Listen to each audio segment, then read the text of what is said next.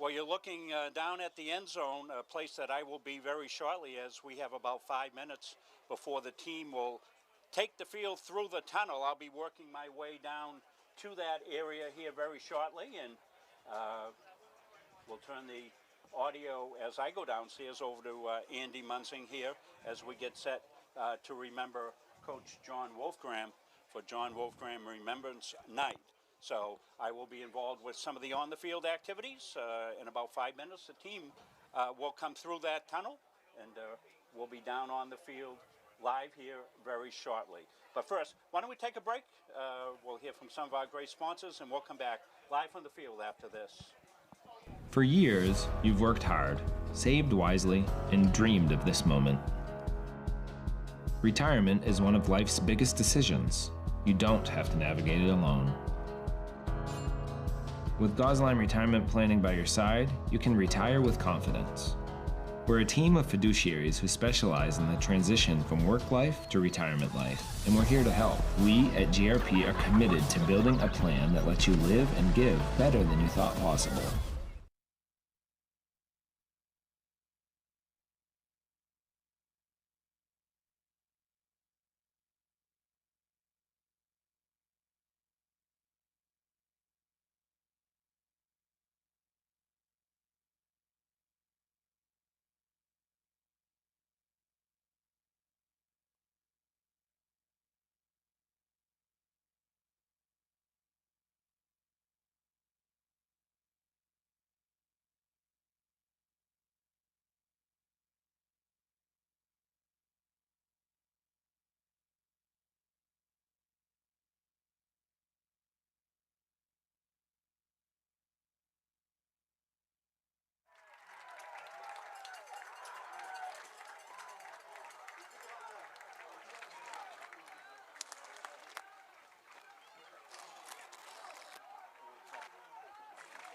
Thank you.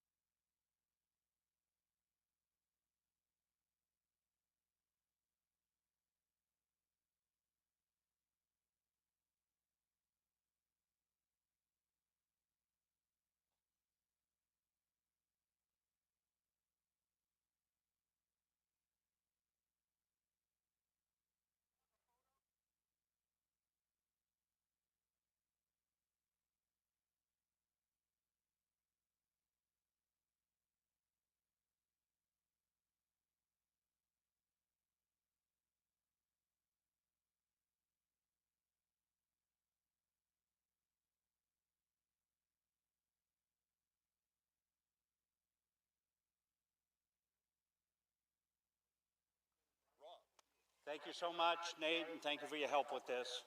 Thanks, everybody, for coming. What a show of support for just such a great man and great family here for the community of Gardiner. I want to start off by thanking the Gardiner City Council along with Mayor Pat Hart. She had a proclamation. I'm not going to read the whole thing, but I will read the very last part of it that says, whereas Coach Wolfgram was known as a man of honor and integrity by his colleagues, his athletes, and the communities he served. Thank you. At this time, I would like to direct your attention to either end zone. We'd like to thank Gardiner graduate Bobby Rosso for donating new banners in memory of Coach Wolfgram, championship level. Coach Wolfgram, that'll be up all season for all our student athletes. And we thank Bobby for donating that. At this time, I'd like to recognize Matt Burgess and Jim Palmer, who played on Coach Wolfgram's 1985 championship team. That was his last championship team in Gardiner, his last year in Gardiner. And Robbie Chadwick is here, I understand. Any other members of the 85 team want to step forward at this time and come up with us? Do we have any other 85 members? There they are.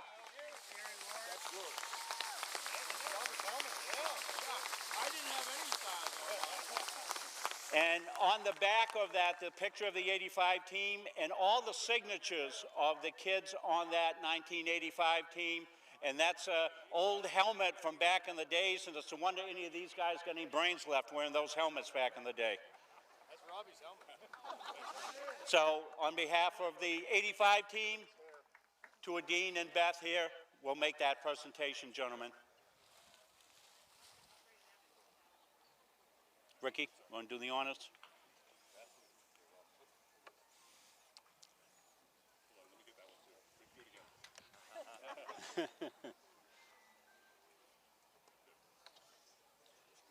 And our final presentation of the Wolfgram family tonight is a tradition that Coach Wolfgram started here for the Tigers a couple of seasons after we began 50 years ago in 1975. With the Champions Club. And that's a tradition that has gone through this program since then, as has every head coach had direct lineage to John Wolfgram all the way for these past 50 years. So we'll ask Nate Munzing to step forward and make this presentation. Nate is John and Adine's grandson. Godson, I'm sorry. This is this year's 25. We're all in the family. We're proud. Thank you very much. That would be a different story.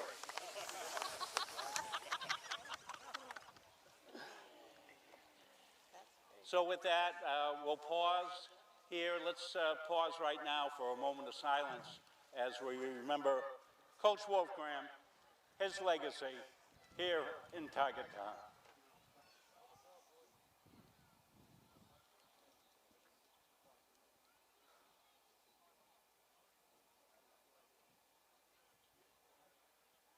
Thank you.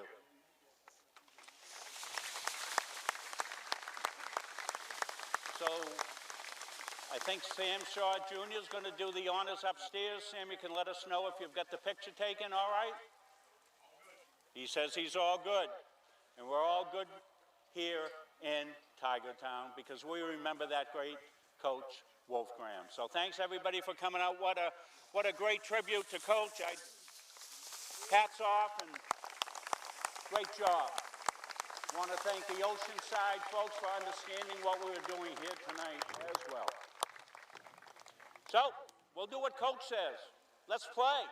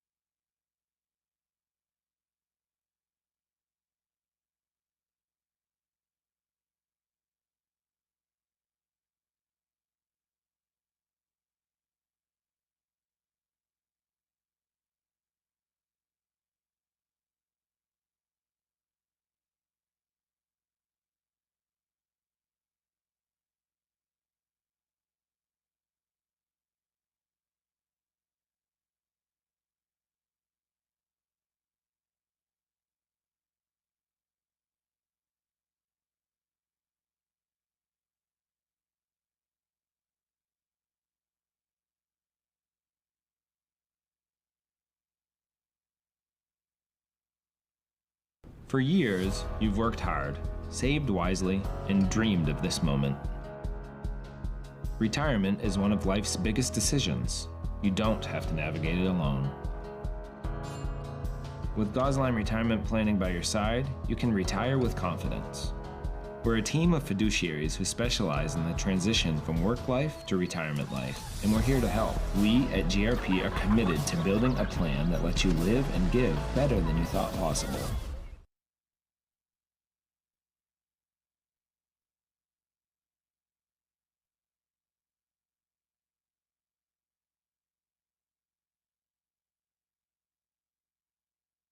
Do you know that your current annuity might not be the best fit anymore? In today's markets, there are new options that could offer greater flexibility, higher growth potential, and even enhanced benefits that can be specifically tailored to your needs.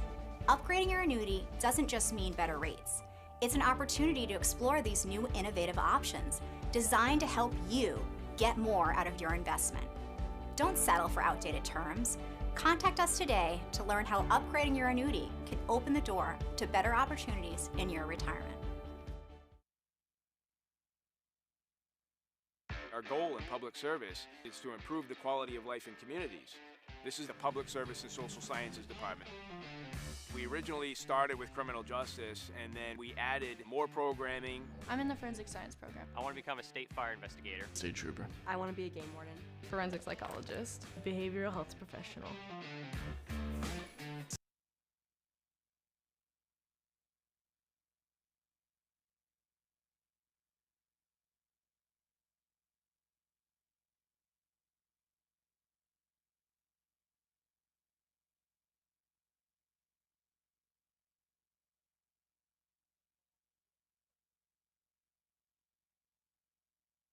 When you need top quality aggregate, you need McGee Construction.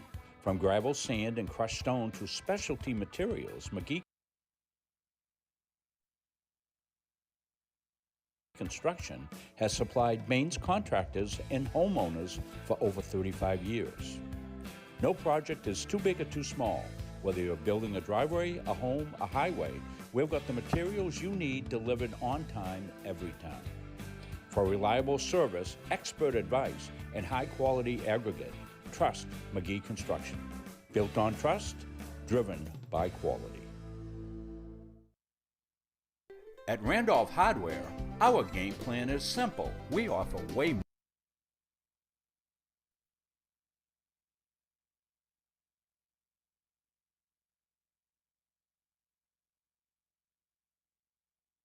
more than just hardware. We have a huge selection of paint, plumbing, electrical, and gardening supplies to help you complete simple projects to major home renovations.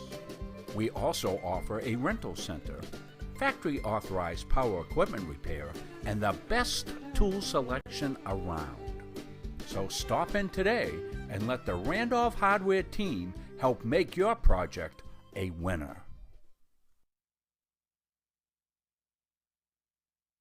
When choosing a financial institution to entrust your hard-earned money to, bigger is not always better. Will you be noticed? Will you be heard? At Gardiner Federal Credit Union, our members aren't account numbers. They're our friends and neighbors. Each member has a vote, a voice. What matters to you matters to us. Lending decisions are based not solely on your credit score, but on who you truly are. We work diligently year-round to end hunger. We donate and volunteer throughout the community, supporting neighborhood events. We are local people making local decisions, investing in our members and giving back to our communities. Gardiner Federal Credit Union, where your money has a voice.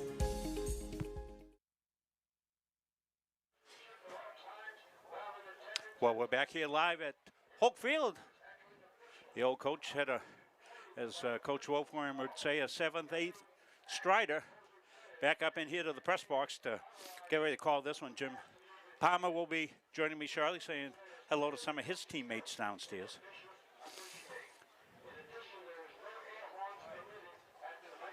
Excuse the heavy breathing, but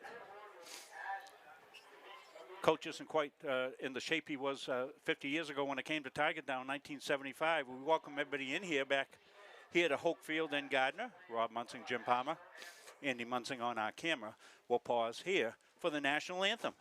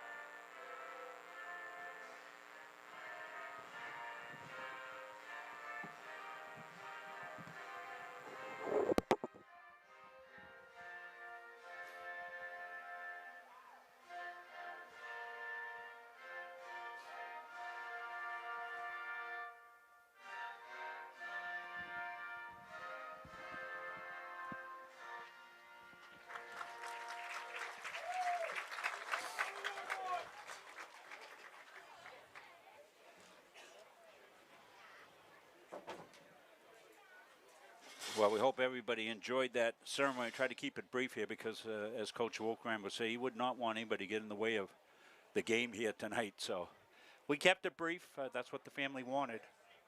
Glad to be able to do that. Tiger captains heading out to the field. You meet by their counterpoints from Oceanside. We'll welcome in Jim Palmer, our analyst for the last couple of years. Quite a ceremony down there, Jim. It was really emotional, I think, for everybody, and I'm just so pleased with the great turnout that we had tonight for the tunnel, and what an awesome way to remember Coach Wolfgram. Yeah, absolutely. I mean, the Tiger Town really just kind of showed itself tonight, didn't it? Yeah, surely did. Yeah, all the players coming back, some of them wearing their old game jerseys. And I wish I had more time to see folks, but I was trying to coordinate the broadcast up here, get down there. I started down the field, forgot I left the plaque and the proclamation in the car. I had to run back to the car and get that. Jeez. I got back up here, and as I said to the folks at home, I said, Coach Wolfgram would not be happy with my, my fitness level right here. I had trouble doing that 7/8 stride. See Patrick Munsing coming off as the head coach of the Gardiner Tigers. Tigers in their black tops, orange pants, a new look for the Tigers. Yeah, I like the look. I like the paw and the helmets. Looking cool. Owen Chadwick, number 26, one of the captains out there. Jason Deering will play center. He's number 77. Braden Elliott, talented wide receiver, defensive back, return specialist. One of the captains out there as well. And Henry Gingras, a wide receiver, defensive back for the Tigers, number 15. So we had worked on our schedule for our roster for Oceanside, and then I started looking out at the warm-up numbers and going, wait a minute, I don't have a number this, I had a number that. I went over to Sam Shaw, who's always on the ball, and Sam says, oh yeah, we got a new roster. So luckily he had an extra copy. So I didn't see how the... Good to see Norm Pelletier down there. Yeah, Norm Pelletier, one of the officials. So we don't have our automated scoreboard. We've got Calvin Mason and Bill Hasty going to run our graphic scoreboard today. So we may lag a little bit behind, but we'll bring that up on the screen now and give you a look at the graphic that we have, and we'll fill that in. We'll keep the score for sure. Time won't be official like it normally is. For some reason, I came over here early, get this set up today, Jimmy, and it didn't take, so we won't have that. Technology is great until it isn't. Yeah, that's right. So we haven't talked about much of the game like we normally do. Oceanside, according to Coach Patrick Munsing and scouting, is going to be really big. They want to play physical football. They want to play downhill football. They want to run the football. Their quarterback, Braden Toothaker, is a junior, and he'll be at the controls of the Oceanside offense. The Gardiner Tiger offense is a multifaceted offense. They've had a really good camp. Everybody's healthy, and they have played Brunswick in an exhibition game that some of you may have saw last week. And Tigers looked most multifaceted on offense, and we'll look forward to seeing the sophomore Isaac Medora at the controls of the Gardiner Tiger offense with a bevy of talented wide receivers, Jim, and as well as some good runners as well. The primary ball carrier, Owen Chadwick, is now a senior running back, and he's looking to really have a breakout season. Yeah, he's got all the tools. He's tough to bring down, but he's also elusive, so he can make people miss. Elliott set to get into it. He'll let it go, and he'll find the hole in the middle, so that's going to bounce between the two deep backs. Picked up, and Tigers on the swarm. Good job staying in lanes there, getting down the field. Not much return for Mikey Damon O'Hara, the sophomore return specialist. For Oceanside, the Mariners of Oceanside. I was talking with our coach out to Oak Hill, and we play Oceanside later in the season, and he said exactly what you said, Coach. They're big up front. They like to be physical. So Tigers normally have a defense set for a spread team, but they'll look to maybe match up a little bit more inside, maybe a little bit more pressure type defense for them as Mariners will come out. Toothaker's got them out, and you can see the tight splits that they have, and running backs on both sides. A little trouble with the exchange. Tigers are going to swarm this one. It's going to be thrown for a loss on the first play of the game. Not able to get any traction was Bodeman, the running back, as Tigers swarmed that one. Pushed it out to the outside, and Tigers a big defensive drive on first down. A loss of a couple. It's going to be second down here, and they'll say 2nd and 12. Oh, 2nd and 17. Yeah, I thought it was a little more than 2nd and 12. 2nd and 17, big loss. Tigers are good up front. See Evan Bullock's up front there. He's one of the inside nose guys in that 3-5 look. And we get a quick whistle here. It's delay a game. Delay a game. Second play of the game, so you have to distance back. It'll be second down and 22 now. Yeah. So did Oceanside win the toss and took the ball? Is that what they did? Yeah, a lot of times they defer, so this is what the Tigers are looking to do. And shotgun here. Toothaker rides it up inside. Pretty good looking hole there, and Tigers will swarm to it.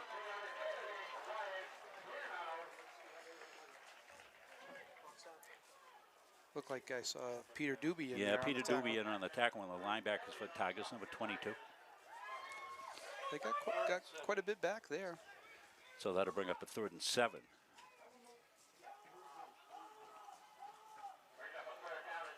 Wideouts to the far side. Bodeman, the inside receivers, they get the call in from the sideline. Taking a lot of time this time, too. Yeah, a lot of time here. They've already been called once. Toothaker now hands up, looking and to get set here. Up inside, and Tigers will swarm to that pretty well. And Connor Riddle, I think. Yeah, going to bring up a Duty on the tackle for the Tigers. Justin Duty, a promising sophomore for the Tigers. So they'll be 4th down here, and 4th and 4. Got to think you're going to have to punt here. Yeah, just stay on sides here. Toothaker goes, he stays in to run the offense. They're trying to draw the Tigers off sides. Tigers are being disciplined. And probably take the 5 here or call timeout. Yeah, yep. It's almost a waste of a timeout though. This early, yeah. This early. I mean, Tigers weren't going to fall for that one. Good discipline shown by them. So an early timeout. Give us a chance to regroup here a little bit. Yeah. Well, the Tigers got to be playing with a lot of enthusiasm right now after that ceremony. You know, a lot of emotion in that ceremony, Jim, for sure. And you know, that was one of the hallmarks of Coach Wolfgram's team. They played with great emotion always, and certainly that was something Coach was known for. You know about it, and you know, coming out and meet the moment, and all of those things. And you know, this has been building up all week, and you know, I'm glad we were able to pull it off, and it worked out very well, and the attendance was fantastic, and the rain held off, so that was good. Yeah, all good stuff. So this is a pivotal time here for the Tigers to, you know, get a 3 and out, a defensive drive, if you will, Jim, as they forced a 2nd down 22. So hard to pick those up. See the championship level banner that's new. Thank Bobby Rosso for that, Gardiner graduate. So they'll come out still in offensive formation, but I would expect a shift back here. Or a quick punt. No, they are going to run it. Tigers going to swarm to him. They might have picked up the first down. I think they did just get it.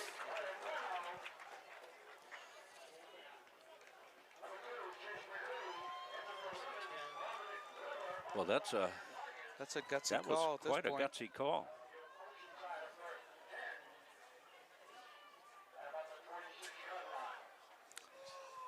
.9:20, a moving clock here, so we'll start our clock. This is the widest they've been with their offense. 2 split to the left and 2 split to the right here. Little delay and off the left side. Tigers, the forcing unit, going to swarm that pretty well. Let's see who gets credit for the tackle. Trevor Barron was coming up off the pile there. Yep, Trevor, one of the good linemen.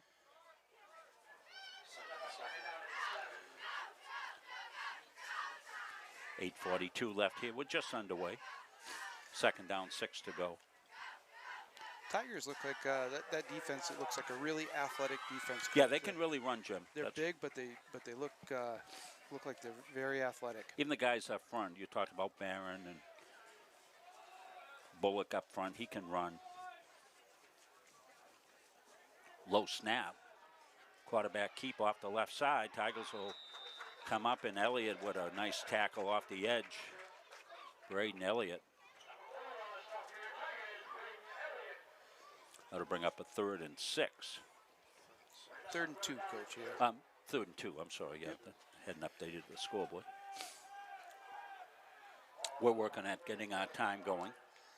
Looks like Joseph Hanley for the Tigers coming in on 3rd down. Yeah, Joe number 6. 3rd and 2. Oceanside's already picked up a first down in this game. They picked it up on a 4th and 4 from deep in their territory, so. Tight bunches right there. Coming out here wide. Tigers looking to run it down. They can't. Some good running distance that time for Wyatt Rano. I think we might have had a hold on the edge there, Coach. Did they get it? Yeah, they've got a flag down. Sometimes when that edge disappears like that, it's due to the fact that there's a hold out there, and that's exactly what we saw. Yeah, there's a reason.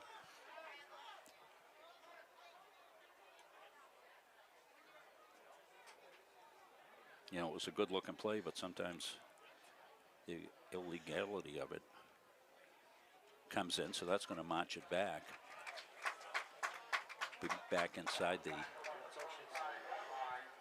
about the 25. Yeah, huh? Down inside the 20, back to the 25. Bring up 3rd down. And we haven't seen... 3rd and 12. Haven't seen Oceanside throw the ball, but this might be the opportunity to put it in the air. Braden Toothaker, their quarterback. Tight formation with wide receivers out to the near side. They won't. They'll give it off on the run. Good tackle. The Tigers bounced it to the outside. Good tackle by Dominic Weber. Weber came up and really made a picture tackle there, the junior cornerback, textbook. But the forcing unit did a good job, Jimmy. They bounced that thing outside, and there was Weber to make the tackle, the cleanup. He stayed home. He didn't get sucked in, and he stayed and did his job and stayed outside.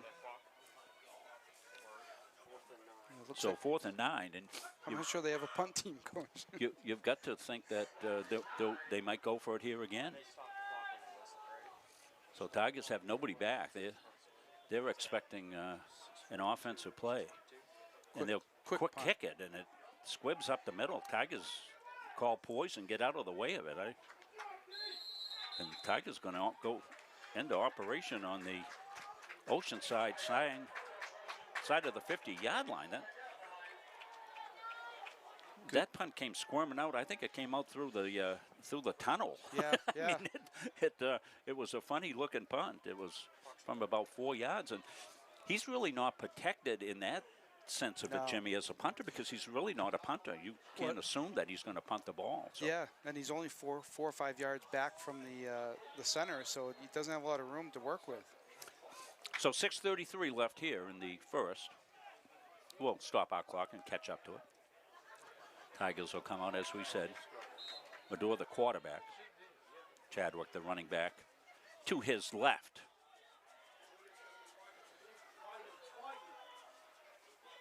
Wheeling in motion. Tigers will keep. And nothing there. Coming up on the cleanup was Marrero. Toothaker was one of the first ones there for Oceanside. Toothaker as well. Playing both ways.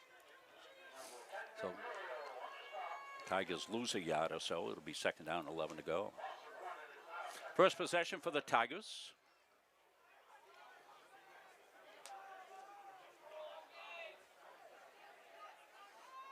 Jingles far right, trip set to the right. Quick pitch, right side. Tigers got the corner right out of the gate. Running room down the right side for Chadwick. He's still going. He stays in bounds and rips and dips down inside the 25-yard line on a big run for the Tigers.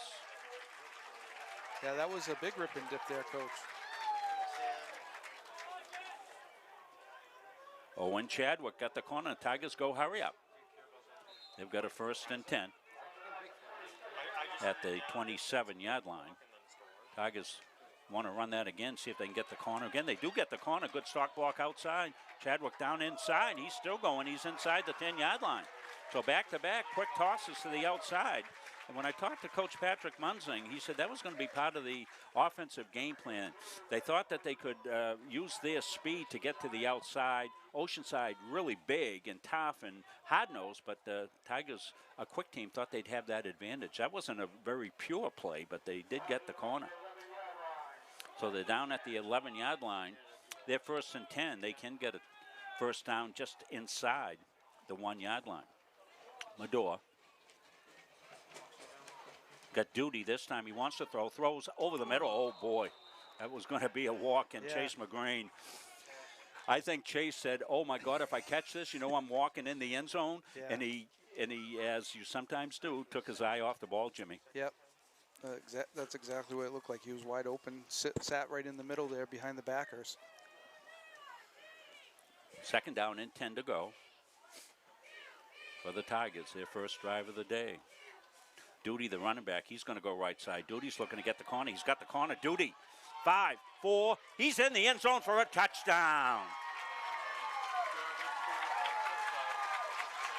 Good drive for the Tigers there, Coach, to come out with good field position and move the ball like they did. Justin Duty on the touchdown. We'll look at it right here, Jimmy. You can see Tigers have got the corner right here. Duty's got the corner already. Look at the stock block downfield. Yeah. Well done, setting it up here for the Tigers. That was Gingras on a beautiful block, sealing that outside the stock block. Tigers snap back, balls down, up, and good. So Tigers will take a quick lead. Their first drive of the game. They go 47 yards, I'm going to call it, on the touchdown drive. Duty, a 10-yard touchdown run for the Tigers. Well, we'll take a quick break. We'll come back. Kickoff coming up next after this.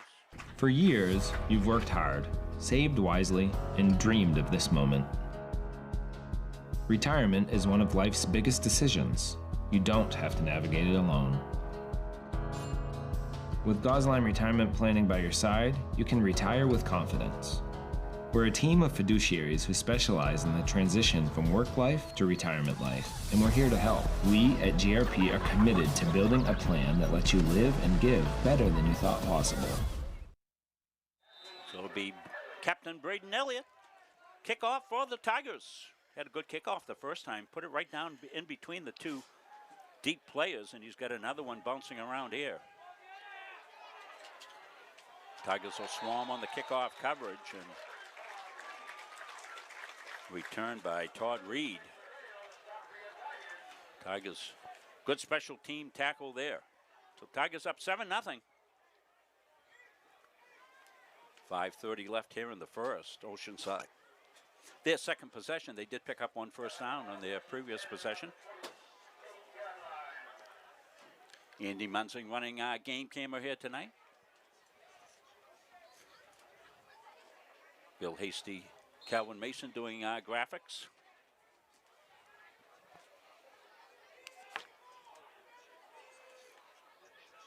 So we saw some success north and south here for the Mariners.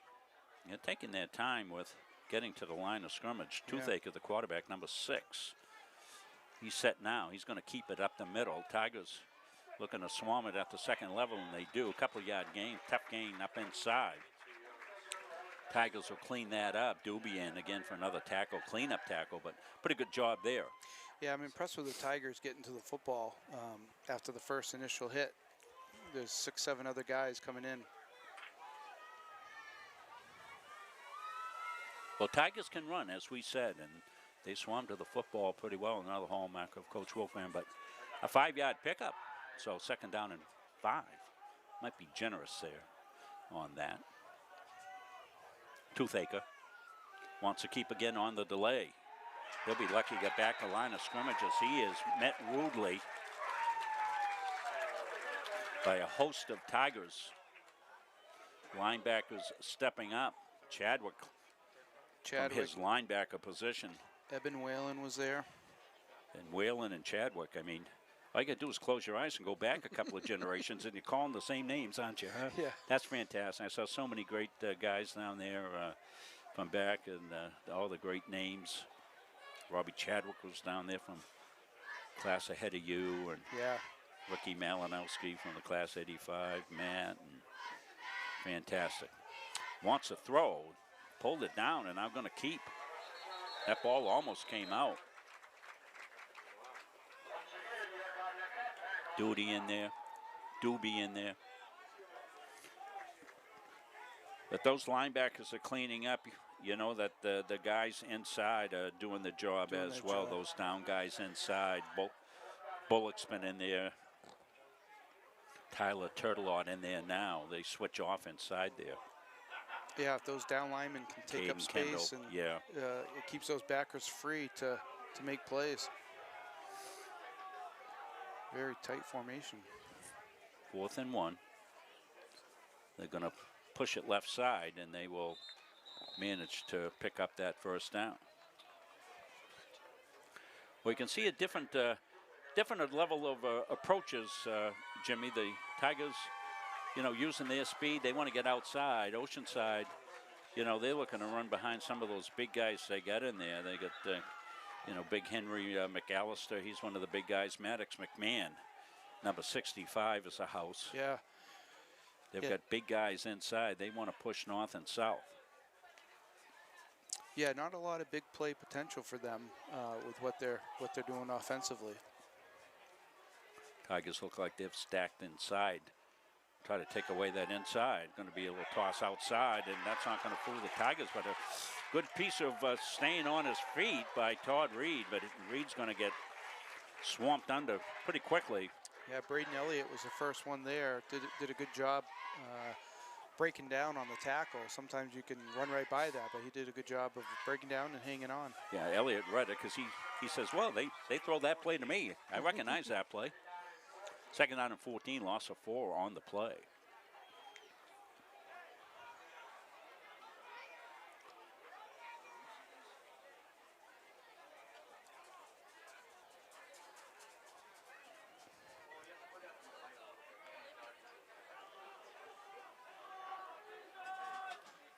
Toothaker hands it off left side. Nice little jiggle move there. Now into the second at the second level, and that's their biggest gain of the day as they split it. Good size hole there on the right side. Braden Elliott made the touchdown saving tackle.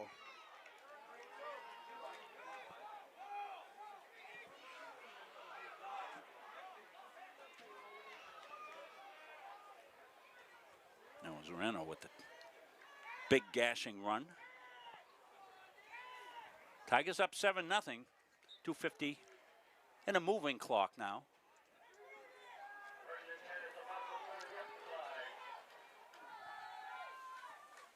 Oceanside in Tiger territory, about the 30-yard line. Off the left side. Good 1st down run, going to be close to the stakes there as the big push on the left side. One of the things Oceanside is doing really well is that kick-out block from junior number 7, Marino. McAllister, the big left tackle there, they ran in behind him. down to the 21-yard line. See if the Tigers want to change up defensive strategy, maybe go to more forcing look.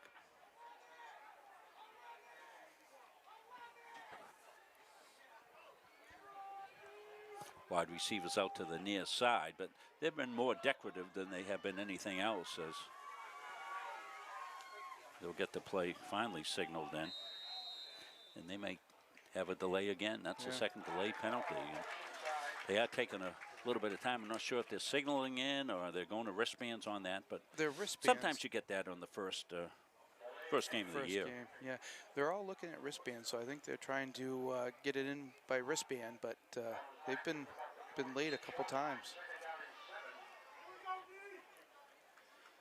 So now that there's second and 7 here. Good snap. Up inside. Good job Holding there. on for dear life was Chadwick, and he got a little help there on the cleanup.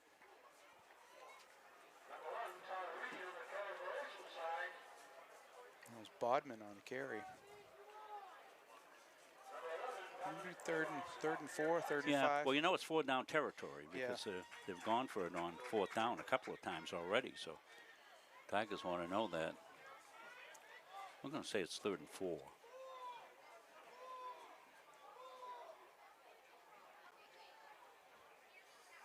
Now they're on the same page, and Toothaker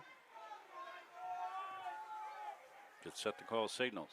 Left side. Oh, good job. And Tigers hang with it. Boy, that looked like it was going to break. Deering got in.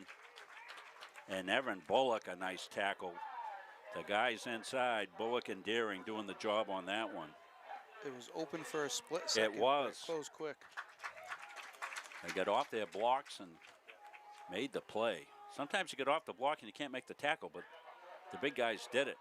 Yeah. So this is 4th down and 4.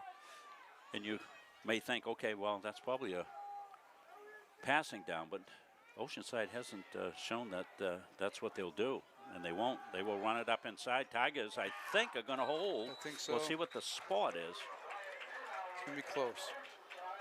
I think it depends which side of the 20, 20 they put the ball on. If he's there, he's got the first down. And that's probably going to run out the first quarter of play. They might come in for measurement. I guess they will. Yeah, they will. Yeah, couldn't they might get it by 2 inches or miss it by 2 inches. Yeah. We'll have Andy zoom in here and give you a look at him. You'll see it better at home than anybody will that's here at the complex.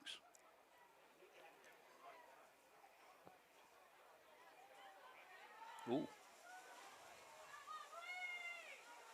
Ooh. Tigers held by 2 inches. Hey, how about the old guy's eyes, Jim, huh? Impressive. How about the old guy's eyes? You're right on. My gosh. That's a big stop. That is a big stop for the Tigers. With 10 seconds left in the first. Wow. Well, good job by the chain gang over there. The legend over there is Todd Johnson. Todd will be up to see us at halftime. We'll talk to Todd. Todd, a player from the John Wolfgram 1979 championship team. So that will be great.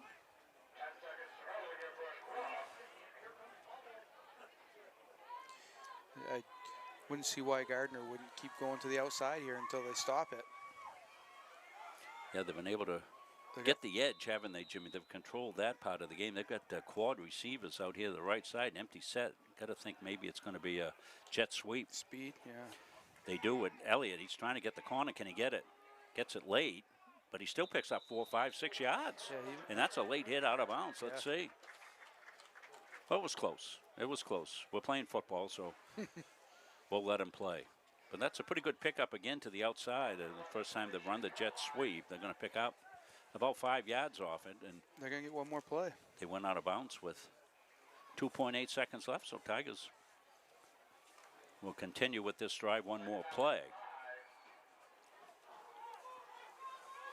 Second down, 5 to go for the Tigers. Isaac Medor calls the signals. He wants to throw. Going to swing it out. And I'm not sure if Chadwick made the catch. They're going to give him the catch for actually going to be a loss of about 2, and that's how we're going to end the first quarter of play. So the Tigers,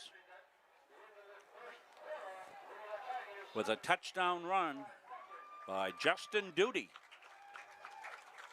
lead after 1, 7-0. Well, we'll take a break. We'll hear from some of our great sponsors. We'll come back. We'll have more after this. When you need top quality aggregate, you need McGee Construction.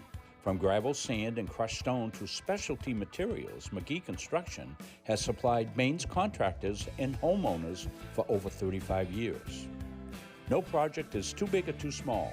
Whether you're building a driveway, a home, a highway, we've got the materials you need delivered on time every time. For reliable service, expert advice, and high-quality aggregate, trust McGee Construction.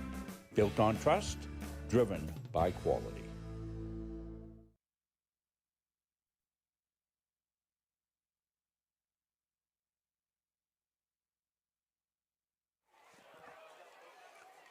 So come back, second quarter of play, 12 back up on the clock. Be 3rd down and 5 for the Tigers. Saying no gain on that play. So far, I like what the Tigers are doing with Medor. They're not asking too much. Yep. Some nice short passes, get some confidence. Tigers go on 2. They want to run back to the outside with it. They've had some luck. Going to score it back up and now score it to the outside. He's got a running lane. That play was designed to go left. Chadwick went, uh-oh, they're all over there. It was a quick decision, too. He didn't hesitate. We're going to see the tail end of this on the run here as you see him come back out of bounds. I've got to change the replay. I've got to make it longer. Yeah, he started left and saw a bunch of white shirts and quickly changed direction. Picked up good yardage on the right-hand side. Yeah, picks up the first down for the Tigers. 4 wide again here, open. Last time they ran jet out of this. Chadwick comes. They're going to fake it, throw the bubble inside screen to Gingras, but just Oceanside there. So Gingras, Henry not really able to get anywhere.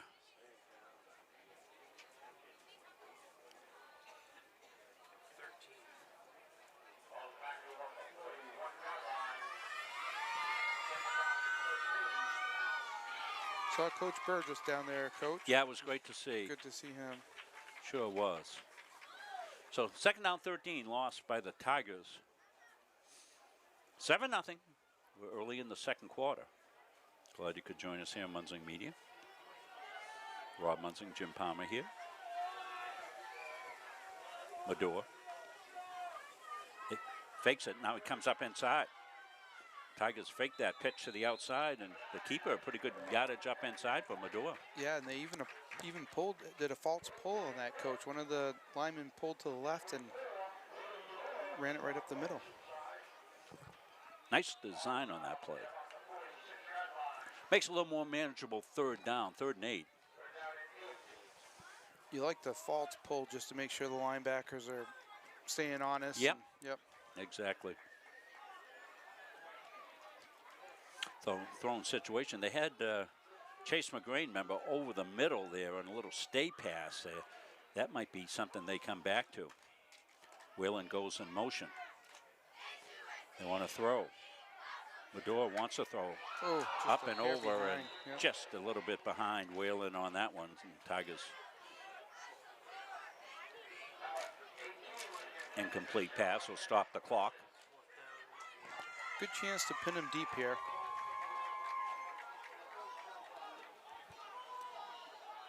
You get a good punt off and get him inside the 20 here, maybe. Well, Whalen's got the capability of doing that. Good snap. Kicks up and good looking boot as it takes the Tiger roll down Cover. inside the 10. You called it, Coach.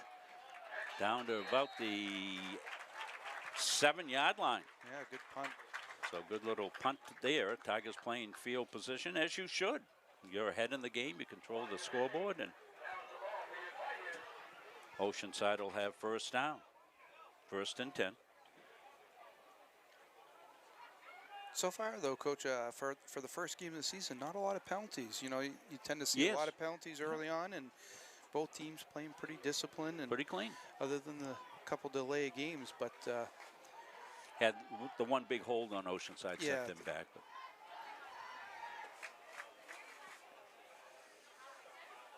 So they'll spread the ball out pretty well. Wyatt Bannow is back as the runner here, number 3. But Toothaker can also take it as a running quarterback. They want to run jet to the outside. Tigers want that, and that is a textbook tackle. Hello. Good night. Chase McGrain says. Welcome. Let me introduce. Allow me to introduce myself right here. So this is going to be fantastic. One of the few times Oceanside's look to come outside, Jim, and they come outside and on the jet sweep right here, and you're going to see it handed off, and just a great tackle coming up. Boom. Yeah. Textbook tackle right there. Loss makes it 2nd and 14. They're deep in their own territory here. They've got to be careful with ball security. A little low there, and this could be a safety. Let's see. What do we get the call? They're gonna wait and see, and now it's called a safety. So Tigers score the 2 points on the safety. We'll see who gets credit for that, making the tackle. Going to get 2 points. I hope it's alignment. Looked like Deering was there first. Good push right inside. Deering's there, and Gingras is there for the tackle for the Tigers. 77 and 15. Team up for the. Give them each a point. Although Jason Deering, I think, is going to want to maybe pay Henry a little bit, see if he can't get that whole 2 points there for his career. Watch the push inside on that left side. Yeah. Fighting off the blocks, and just fantastic play there, and the Tigers knew it right there. You see Elliott signaling, hey, that's a safety, and the official is waiting to see where the ball is for sure. Now he says, okay, he's in the end zone. Good defense. So, not showing a very strong punt game. I wonder what the Oceanside Mariners will do here, as we'll need to see what they decide to do. You can punt or you can kick off. We have no, Gardiner has nobody back deep here. Oh, and now Elliott will go back deep once he sees what they've done.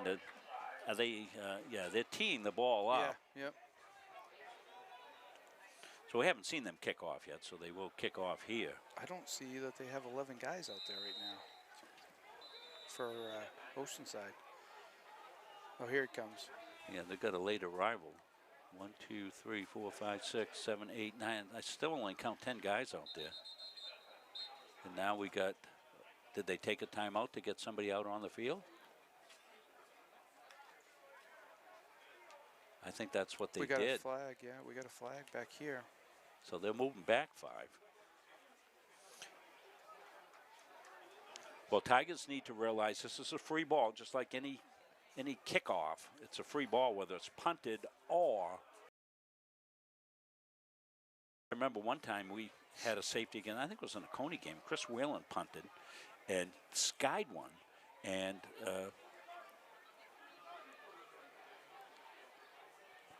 Coney didn't handle it. They didn't cover it? No. Oh, boy. So we'll see what comes of this.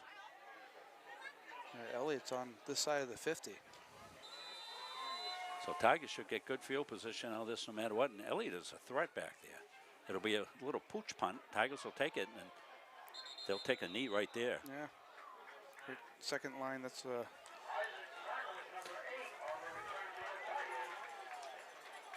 number 8. Yeah, Isaac Mock was on the kickoff team. You know, they probably have not practiced receiving a kick like that, Jim. So, you know, that was a smart thing to do. They're going to get first down at the 35-yard line. Might see the so that goes all the way back to the great punt that the Tigers had. Pinned him inside. Whalen's punt inside down to the 8-yard line. And eventually the safety for 2 points for the Tigers, and now great field position. So Tigers could really parlay this into something special. Might see them take a shot downfield here with good field position. And that's exactly what they want to do. Over the middle they go, and a nice catch and reception.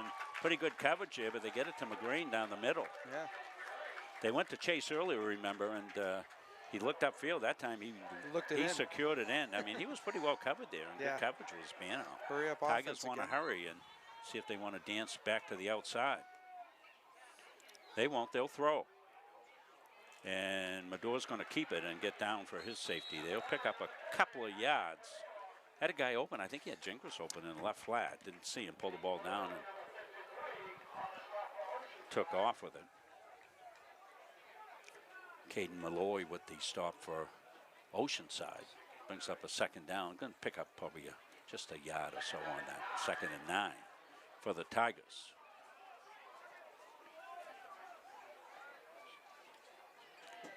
Duty, the running back. Gingras in motion. It'll be keep right side. Tigers trying to get outside, trying to get inside the block. Can't do it, and down goes Medore.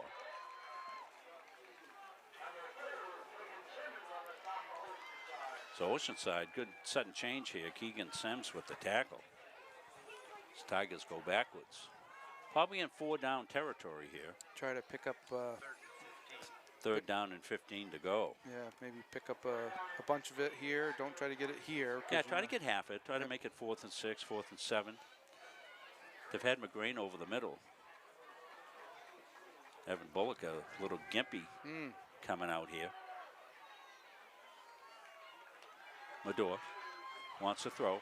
Swings it out. Duty's got some room out there. He's going to cut it back inside. He had room to the outside that he didn't see. Had he taken that down the sideline, he might still be running. Yeah. But you know, they did what we were talking about. They picked up a few. It puts them in a 4th and 9. So if they have to, Tigers could take a timeout if they need to, but they look like they know what they want to do. I see that they might want to go to Elliott down the middle of the field. Gingras here in the slot. Wheeling in motion. Medore to throw. Wants to throw. Throws a corner out. Beautiful ball. Oh, he threw it right in his hands. Yeah. Pass goes incomplete on 4th down. Good ball Tigers by took Medore, a good though. shot. Good ball by Medore. Yeah. So Oceanside averts really disaster on that, and good job by them on the sudden change. They had to dig in on the D. So pick up the ball at the 24, 1st and 10, 6:48. Left here before halftime. Halftime we'll have Todd Johnson will come up, the Legends. We'll talk a little bit about that program that Mark Pula has instituted for the Tigers.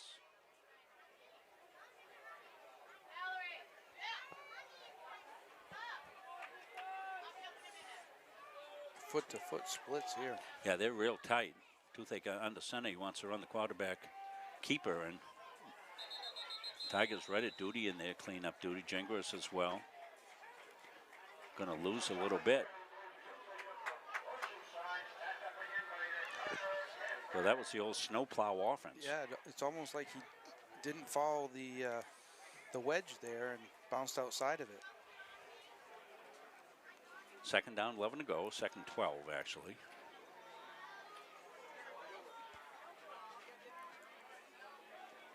Haven't seen much of a pass game. They did attempt a couple of passes, did not look fluid with that. They've got everybody in tight, and so don't the Tigers. Got a wildcat off the head of the right side. Tigers swarm it pretty well. Jason Deering down the bottom of that, and a host of others. Bullock in there as well. Number 7, Manning, coming in on 3rd down here for the Tigers. Pass situation. Barron was over there as well for the Tigers. Tigers will bring in some pass defenders, although they haven't shown that they are anxious to throw the ball here at all. It's been pedestrian for the most part. They did complete the one pass. I think it was for a loss. Yeah, it was a little stay on the side here. And they will stay tight in a wildcat formation. And they'll take it off the right side. Good and tackle. another Good beautiful tackle by the Tigers. Who's there on the tackle? It looks like 22, but That was Peter Doobie on another fantastic tackle. boy, that's like you see on the one-man Yeah, sled. You Jeekers. wrap it and run. That was fantastic here. Going to see just the end of the play. Sorry, I didn't get it soon enough, but you see him there. They did pick up the first down, though. He had a head of steam and did pick up the first down.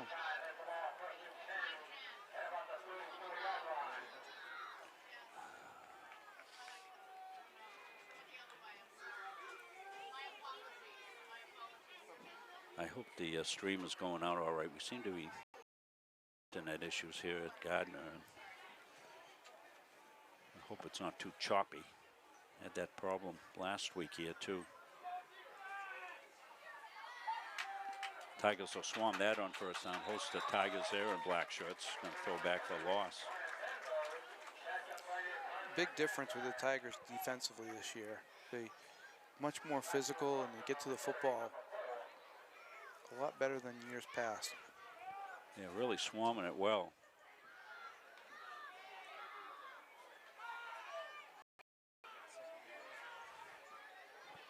So second down and 10 here. Couple receivers. 350. Still long field to go here for Oceanside. They've only had really one gain over 10 yards. One run off the right side. A couple of tough yards. 4 or 5 yards. Bano again with the carry for the Mariners. Manning came up from the secondary to clean up the tackle, make it third down. 4 to go. Number 73, Tyler Turtlehawk, comes into the game for the Tigers. They rotate those big guys up front, try to keep fresh bodies in there. Well, this is probably 4 down territory for Oceanside, so Tigers will look to stay disciplined. They stay on sides. And that last effort might have got the first down for them. Just able to sneak it out through Toothaker. Well, let's see the spot. Wait a minute. They're going to say it's going to be, yeah, it's going to be a first down. They'll move it now. So far this drive, Oceanside's been pretty much between the tackles.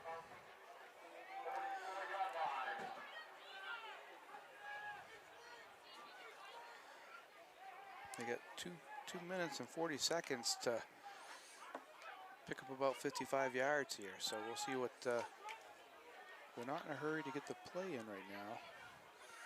Well, and you know they're not probably going to move down that quickly, so.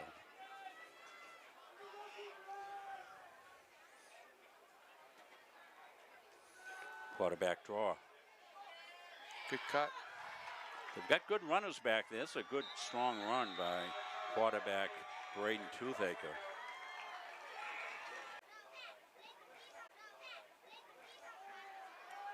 Pass out here, incomplete. And that will stop the clock for him.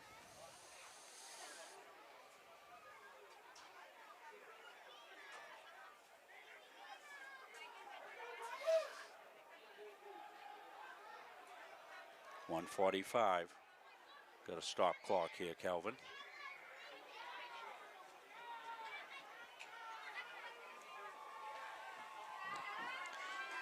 Oceanside's got the big tall receiver out there, Galley, number 30. Yeah, I have not gone outside to him. Toothaker up inside. Couple of tough yards up inside for Ranow. Doobie in there and some of those big guys up front for the Tigers. Oceanside's going to use a timeout here. That's their second. They've got one left.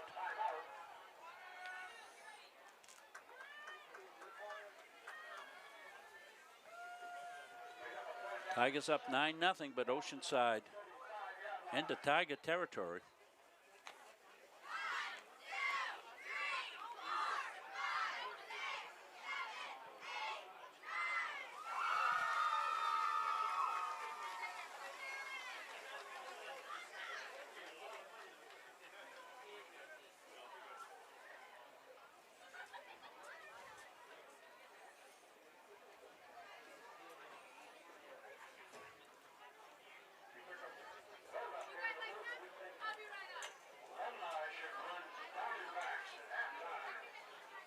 See him short down the alumni to get down and run. 7-8 speed.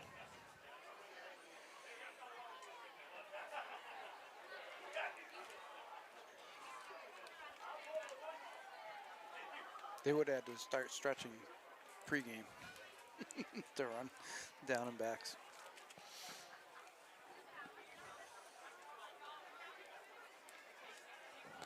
It's going to be 3rd and 7 for the Mariners here. Probably 4 down territory with 1:24 to go.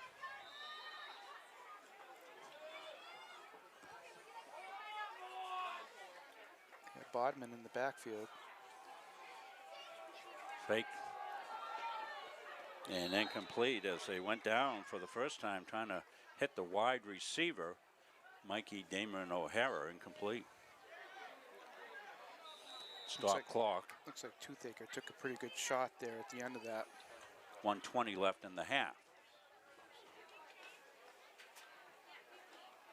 We're going to try to get our network situation squared away at halftime. I apologize for it. We can only use what we're got here. 4th and 7. And I think Toothaker's out for a play because he took his helmet off coming off the side. So yeah, if you take your helmet off, you've got to go out of play. So they're going to have to bring in a quarterback for Toothaker. Looks like number 1 putting his helmet on.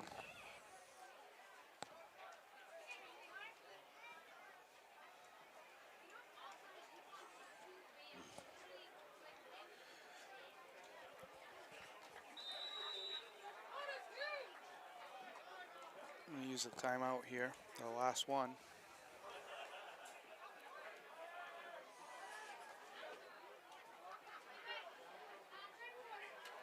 I think if I'm Oceanside here, Coach, I just punt and try to pin the Tigers deep and play defense for 1:20 going to halftime. Down 9-0. Time with internet. So 4th and 7. Oceanside comes out in a formation.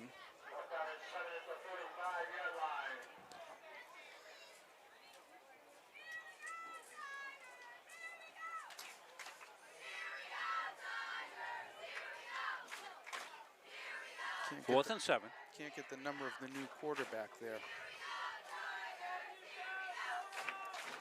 Want to run a sweep here to the outside. Good cutback. Yeah. And good snap tackle by Duty there to save the first down. So again, I apologize for the choppy feed we got going out here. So Tigers will take over. I think Tigers have all their timeouts if they want to use them.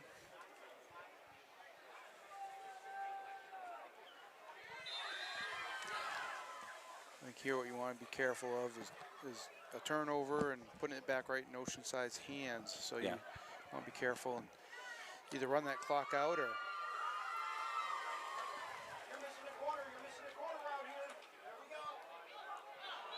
incomplete. They try to get a Gingras. They didn't have a corner. Yeah. I bet that's Toothaker's position. Yeah, probably right. Yeah, he went out and nobody went in for him, and we heard the coaches. No corner. No corner. I've taken the scoreboard down in case that's causing the problem. We seem to be getting a better internet feed without the scoreboard running. So a 2nd down, 10 to go, 1:09 left.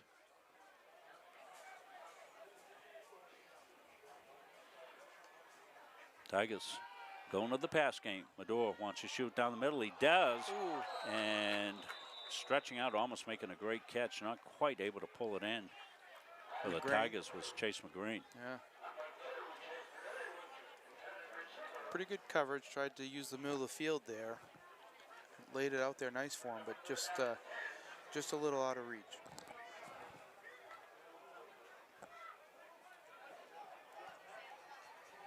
Third down 10. Oceanside's out of timeouts. Tigers going to run it. They want to keep the clock going. Good cut. Little inside-outside move here and back inside. Still on his feet is Chadwick, almost to the 40-yard line.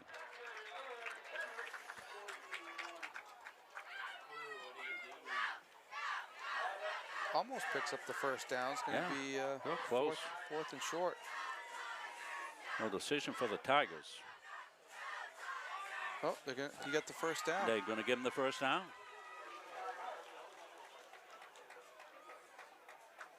Clock stops when they move the chain, so they'll wind it. Well, no, the Tigers took a timeout here. Tigers took a timeout. 53.8 seconds left as we look inside the huddle.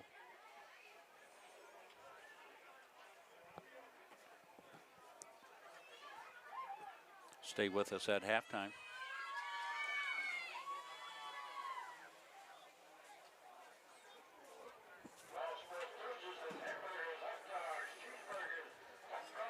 You can let me know online if since we've dropped the scoreboard, if the feed seems to be a little bit better.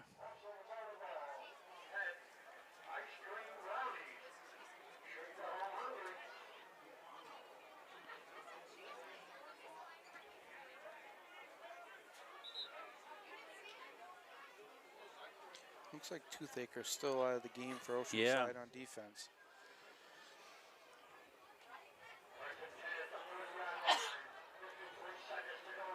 Oceanside secondary pretty loose in coverage. Yeah, they should be back in prevent with 56 seconds left. First down for the Tigers.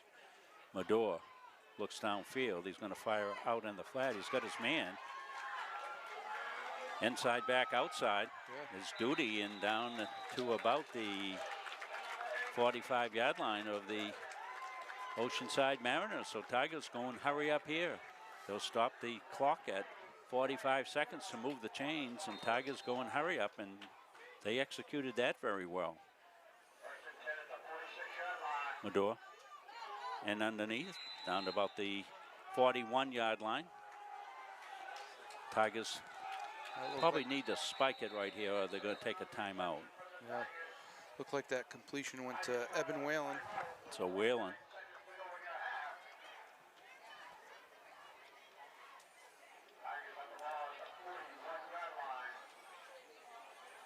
So Tigers going to have the ball at the 41-yard line. They got 29 seconds left.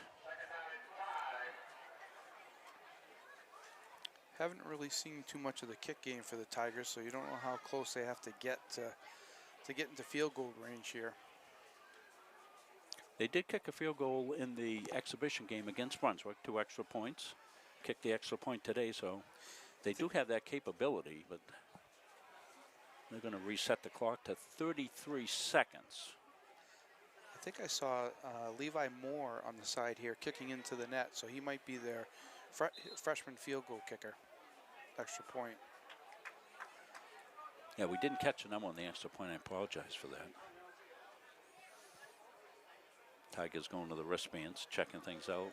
We've got Elliott Gingras off to the far side.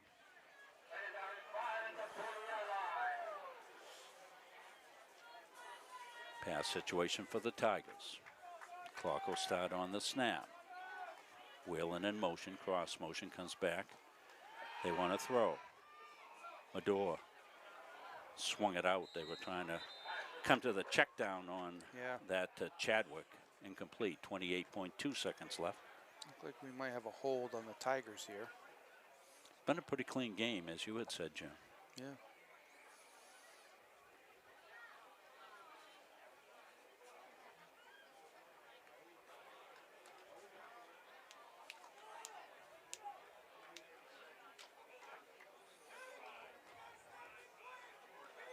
So they will take the penalty. 28.2 seconds left.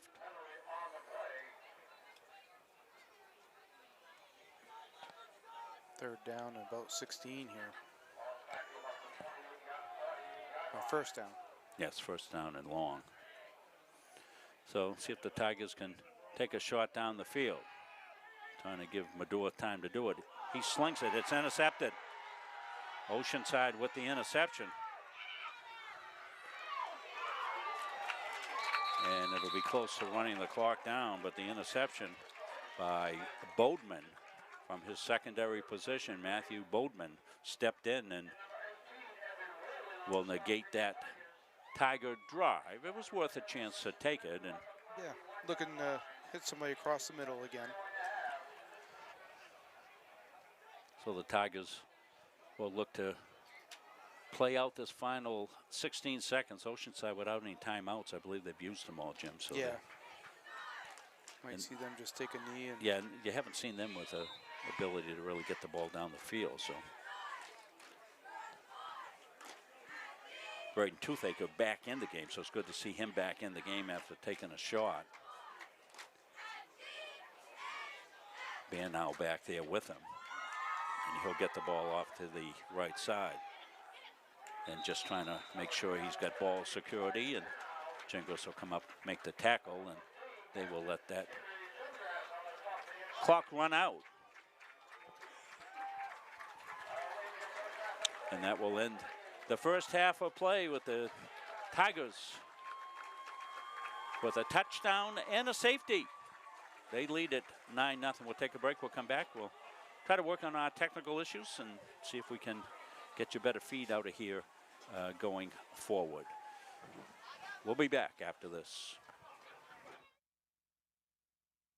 Do you know that your current annuity might not be the best fit anymore? In today's markets, there are new options that could offer greater flexibility, higher growth potential, and even enhanced benefits that can be specifically tailored to your needs.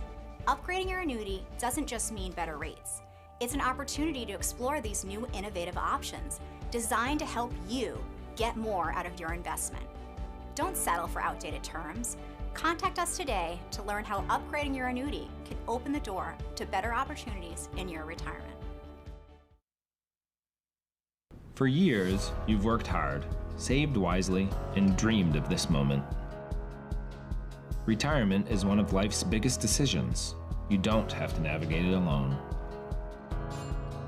With Gosline Retirement Planning by your side, you can retire with confidence. We're a team of fiduciaries who specialize in the transition from work life to retirement life, and we're here to help. We at GRP are committed to building a plan that lets you live and give. Elliott Office Products is a family-owned business that has been around since 1985. Grampy Charlie started the business as a service technician, and it has evolved into a full-servicing printing company. From simple copies to full logo design, we offer it all under one roof. Located in Farmingdale, Maine, we are at the heart of many different communities. We love assisting new and existing customers with any of their printing needs. Stop by, call, email, or send us a message on Facebook. We would love to help. Started by the Corliss family in Pittston in 2019, Corliss Gravel Pit offers some of Kennebec County's highest quality gravel products. Located just south of the old Cedar Grove Road, on the right off Route 27, we offer a variety of products for all of your needs. At Corliss Gravel Pit, our loader is always ready and on site. Local deliveries on larger quantities are always available. And we offer discounts on large quantities as needed. We also offer plowing and sanding services during those tough Maine winters. Corliss Gravel Pit is family owned and operated since 2019, producing Kennebec County's highest quality gravel at a fair price. At Fowler's Roofing, our staff and crews are very reliable and professional. We've been servicing New England for over a decade. When we approach a job from the free estimate to the finished product, the #1 goal is establishing trust with the homeowner and to provide them with 100% satisfaction. We specialize with shingle roofing, framing, siding, earthwork, metal roofing, metal buildings, and so much more. We are proud members of the Better Business Bureau, the Kennebec Valley Chamber of Commerce, and the Mid-Maine Chamber of Commerce. We are fully certified, thoroughly insured, and we offer a 24-hour emergency service serving the state of Maine, as well as a 5-year warranty on labor. As a business in the Kennebec County area, we are very proud to be a continuing sponsor for local schools and sports teams, building a better community with Fowlers. At our firm, we have the client and only the client in mind. Our mission is to get to know and understand your needs, wants, and long-term goals. We want to help you develop, implement, and monitor a strategy that's designed to address your individual situation. We understand the challenges families face today. From managing debt to saving for college to retirement, these personal finance challenges can be overwhelming. Our commitment is to utilize all of our resources to help you pursue your goals. We believe in thinking out of the box, and we are not afraid to challenge conventional wisdom in our approach to financial services and preserving wealth. All of our energy, commitment, and efforts are focused on you, the client, and your satisfaction.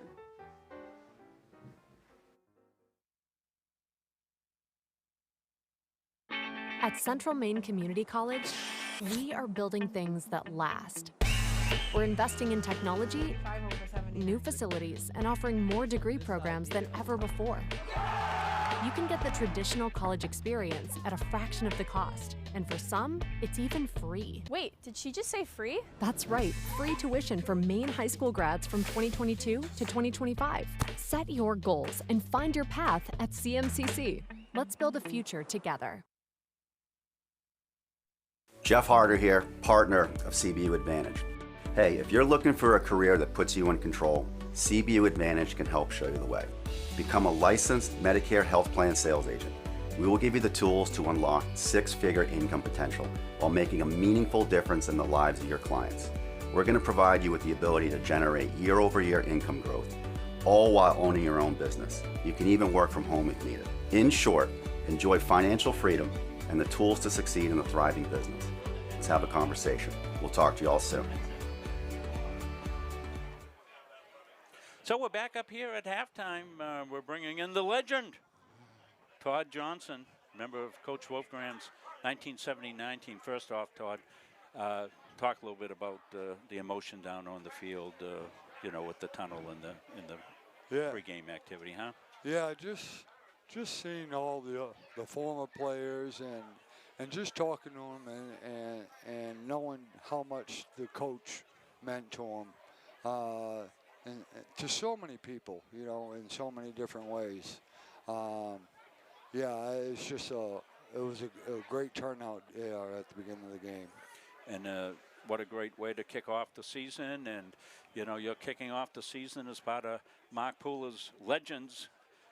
For those that don't know about that, Mark started this, I think, a year or two ago and has brought former Tigers back like Todd and others over the course of the years to be part of the chain gang down there. And certainly, Todd, since your years playing here, you know, what, 81 graduate?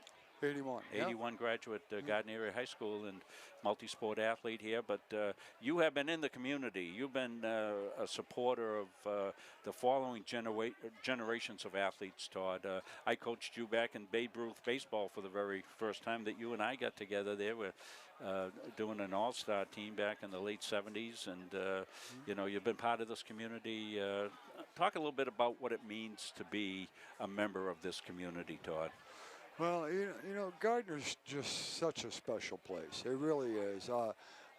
I started out here back in '75. I moved back to Maine finally at the beginning of my 7th grade year. Started playing Little League, and lo and behold, I come to find out there was football. And I'd never played organized football before, and 7th grade year was my first year. And, of course, Sam Shaw was our coach and for a couple of years, and then moved on to the freshmen. And you know, just the community, I mean, it is. It's one big happy family around here. I mean, I got done my playing days, and I went down to the Little League field and started umpiring down there. And I did that for 8-10 years and just enjoyed it, and then followed the kids, you know, later on once they reached, you know, middle school and high school, watching them, and it's just fun to watch the kids develop as they grow older. And Well, it's a complete circle, isn't it, too, Todd? Because you and I are both recipients of this community giving back, and myself and my family with the house fire that we had, and we're just so thankful for this community, the way they helped us out here. But you went through a battle with cancer just recently, within the last year or so, and you fought that, but you fought with the community behind you, Todd. Oh, and I couldn't have done it without them. I mean, starting off with, you know, I worked 2 jobs, and my bosses, Bill and Marcy Hayden, you know Bill from Billy football. Hayden played ball for us. Yeah, and Rick and Bobby Gowell at the Gowell Shop and Save in Litchfield. It's, I went through, you know, a tough time, but my real close friends, they wouldn't let me feel sorry for myself. Yeah. You know, they'd give me a kick in the butt and help me out. And I mean, you were there. We had a get together down at the depot, and I had a bunch of friends that supported me came out, and just it was incredible. A few of them still there. Steve's still trying to get rid of them down there. But it's been an incredible journey that I've been on, and I couldn't have done it without the help and support of the whole community of Gardiner. That's this community. Came out in force to remember Coach Wolfgram tonight. Todd part of Coach Wolfgram's teams, and certainly it was a night to remember down there on the field, and glad that we were able to do it. Glad you could be part of that, Todd, and that you beat the Big C. You beat him. You kicked it right in the butt and rang the bell, and came out the other side. So good for you, and certainly continued good health, Todd. Continued good health. I appreciate that very much. I So, feel very fortunate. We'll take a break here, and we'll come back. We'll have a recap of the first half, and we'll have second half action here from Hokefield and Gardiner when we come back after these messages. Coaches and athletes know that teamwork is a key to success. At the Gosline Insurance Group, our team is comprised of knowledgeable, enthusiastic, and dedicated agency personnel who are committed to keeping our clients informed and protected. Featuring 9 agencies throughout the area, the Gosline Insurance Group is the largest locally owned independent agency group in Central Maine. As a trusted choice agent, we are dedicated to you and are committed to treating you as a person and not as a policy. This commitment means we will work for you and not the insurance company. So call us today and let our team put you on the path to success.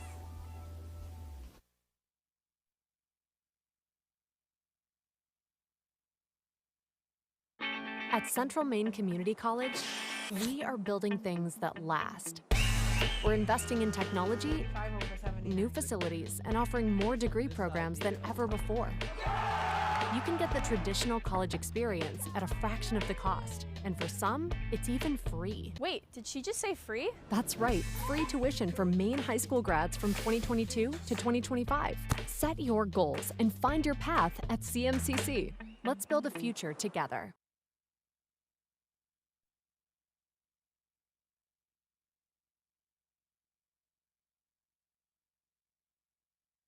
Don't feel like cooking dinner? Call Capsa's Pizza in Farmingdale. You can make the whole family happy with our award-winning pizza, sandwiches made on fresh baked bread, delicious nachos, or salads made to order. And don't forget the whoopie pies. We pride ourselves on fast, friendly service and an overall experience that's better than you might expect from a pizza place. So order Capsa's tonight. Pick it up, have it delivered, or enjoy our dining room. Give us a call at 582-0522 or enjoy the convenience of online ordering at capsaspizza.com.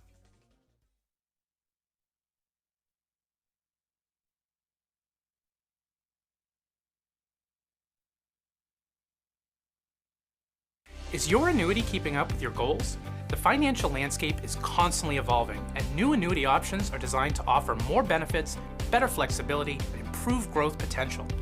Upgrading your annuity can help you take advantage of these opportunities and make your money work harder for you. Whether you're looking for higher income, newer, better terms, or added features, now is the time to explore what's possible. Call today to discover how we can help you unlock the full potential of your investment.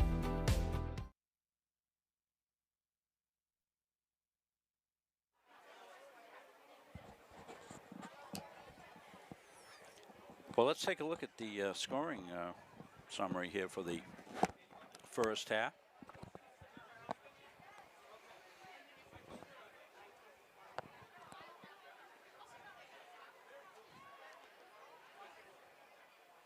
Take a look at the Tiger touchdown here. Off the right side. Duty got the corner. Tigers got the corner early, and Duty was able to take it around the right side. And extra point was good. And Tigers scored a safety. You're going to see it right here. Tigers punted deep down the territory, and Gingras and Deering will split those 2 points. Not sure who they'll give it to officially on the scoring, but we'll have to see. Again, we apologize for the bad internet out of Gardiner here tonight. I'm not sure. We did a soccer game this afternoon. Everything seemed okay. And not sure what's happened in the meantime.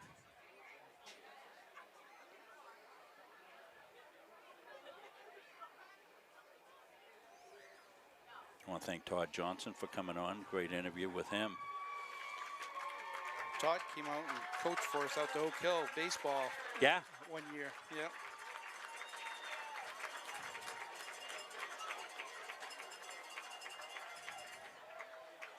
So we'll get set. The Tigers going to receive the second half kickoff there.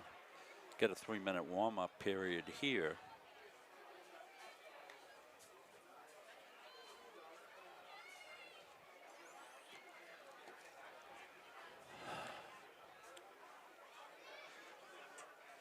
The shortage of officials this year, Coach, did you hear much about that, where some teams are playing on Thursday night now? They're going to have to play on some Thursday nights this year. Thursdays and Saturdays. Saturday nights.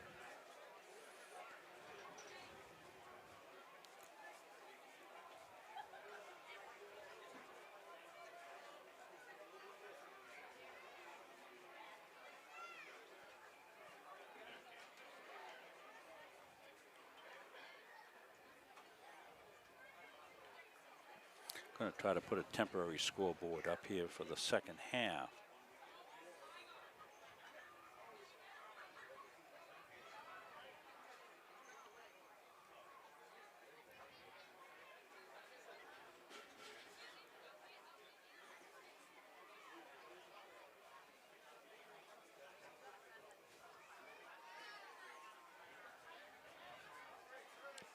We've only got one score for you, Coach. Winthrop Oak Hill. They're texting me for Oak Hill, but yeah, Winthrop's up 14-12 at the half. Good game there. Yeah.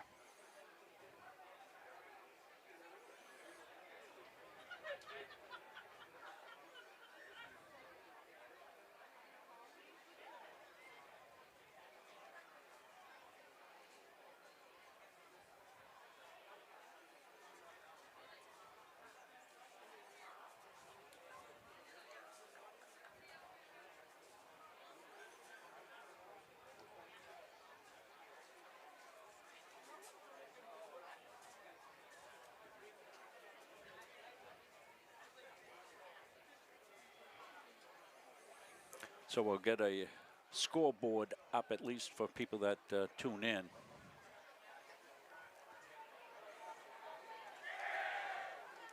But we'll try back on the other scoreboard and see if that might be behaving itself now.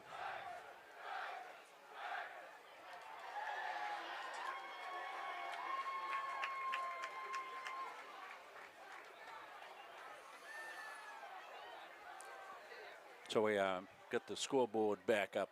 Can't let Calvin Mason know that. We'll try to. I don't think that's causing the problem. I think it's just an internet issue here. Out of the press box, could be a lot of people on the internet here.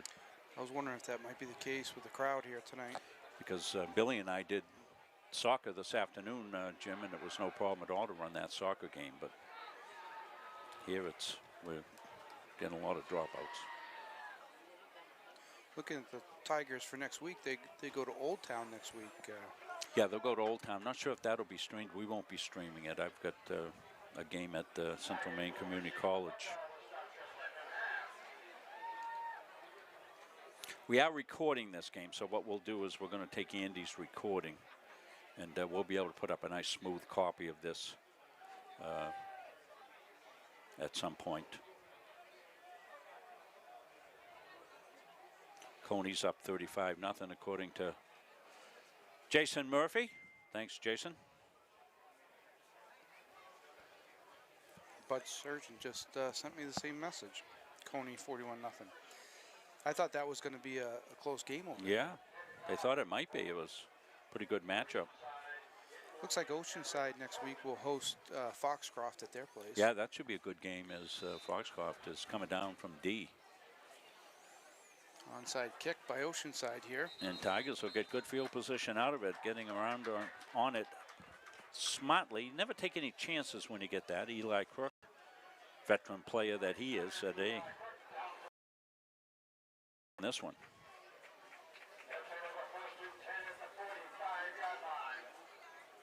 So Tigers good field position at the 45-yard line.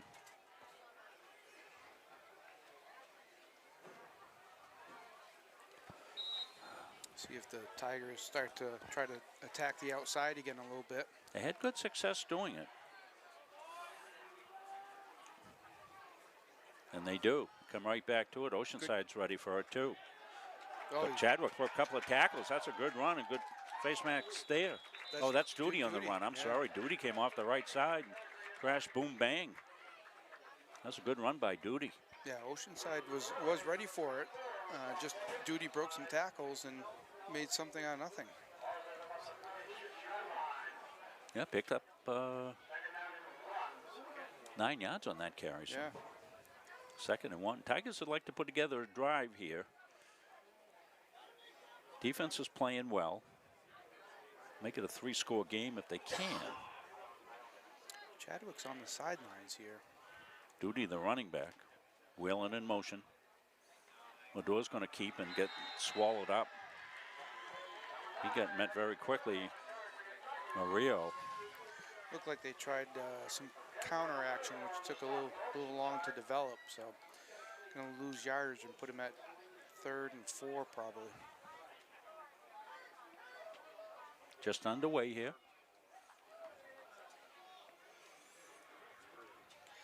Duty will stay in as the running back to Madour's left.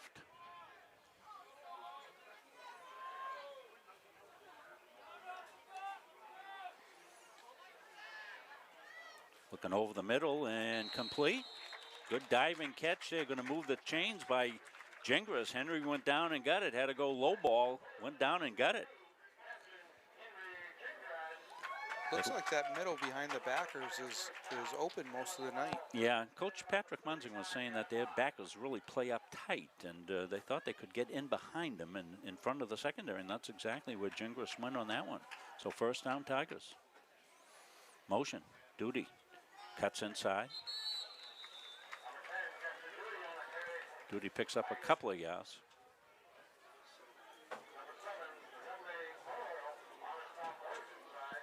Herrera with the tackle. He's been in a lot of tackles. Yeah. Noku, they said to call him. Good football player. Noku. Noku. That's his first name.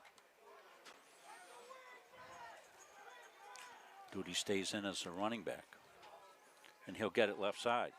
Danced inside, now back outside, now back inside. He's got some good moves. Spins out of it. Spins out of trouble there and down to the 25-yard line. Good looking run by Duty. Brady Phillip finally brought him down, number 8. Well, Duty gets a really good looking run here. It looked like he was going to be tackled in the backfield, Jim. Right here, look, it's got some penetration. Outran one of the big guys. Yeah, he had a big guy chase him with his paw there, but he was able to get away from Robinson, Gabe Robinson.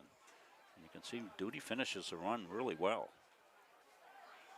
Good drive so far for the Tigers.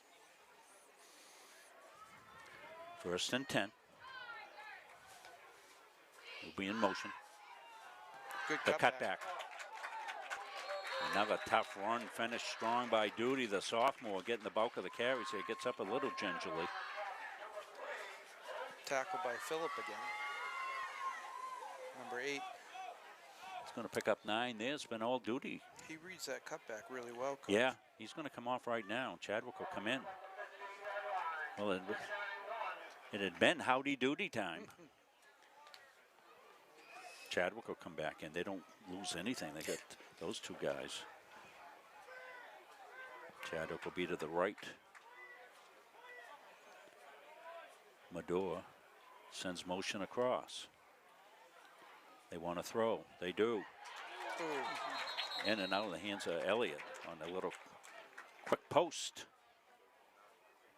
Yeah, good time to try it. 2nd and 1. You know you got probably 2 more downs with 3rd down, 4th down here. So try to open it up a little bit, loosen those backers. Yeah, Todd Reed on the coverage. 3rd and 1 for the Tigers. Tigers have their kicker warming up over here. Yeah, they are probably in close to field goal range. And did you get the number on that? Levi Moore, number 29. Levi Moore, number 29. All right. Freshman, yeah.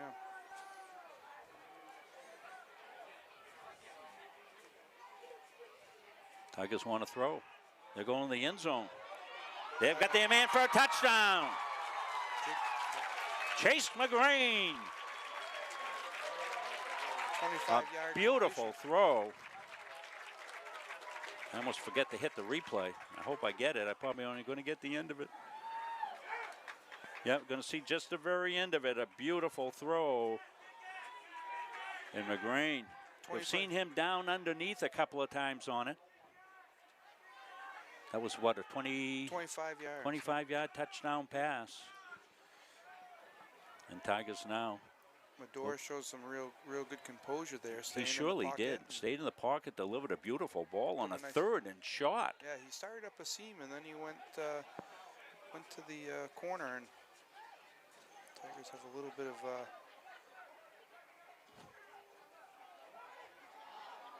they're going to go for 2. Straight T there. They're going to go T off the left side. The old power.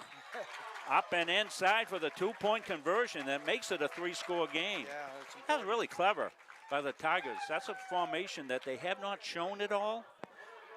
And it was something that assistant coach Nate Munsing and I were talking about power game. I said, well, you know, Thornton Academy, who Nate and I covered for years, doing their games. They come out in the straight T formation, and they simply run power out of it. And so Nate, who's an assistant coach this year, said, well, we'll take a look at it. And they've been working on it. They've kept it under wraps, and they pulled it out right there at a very opportune place and ran the power off the left side. Yeah, you know, the thing that the Tigers have, you know, in that power set, when you do that, you're running in behind one of the premier tackles in the state of Maine, 230-pound Tyler Turtelot, who is as strong as the Empire State Building. You get behind in behind Tyler there, and he can move the mountains. So that's a good drive by the Tigers. Makes it 17-0. Yeah, good opening drive. And a 3-score game. Yeah, had the Tigers gone for 1, it would have been a 16-point game. Yeah. So that was good job on the coaching staff there, recognizing that. Tigers have had pretty good coverage here, and they do again. They'll be out close to the 30-yard line.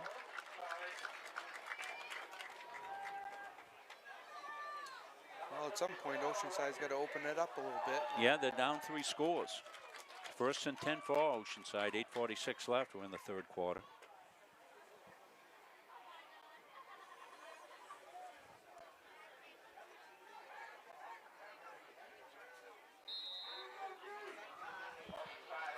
Toothaker's back at quarterback this half, so good to see him. Yeah, he came in towards the end of the half, did Toothaker.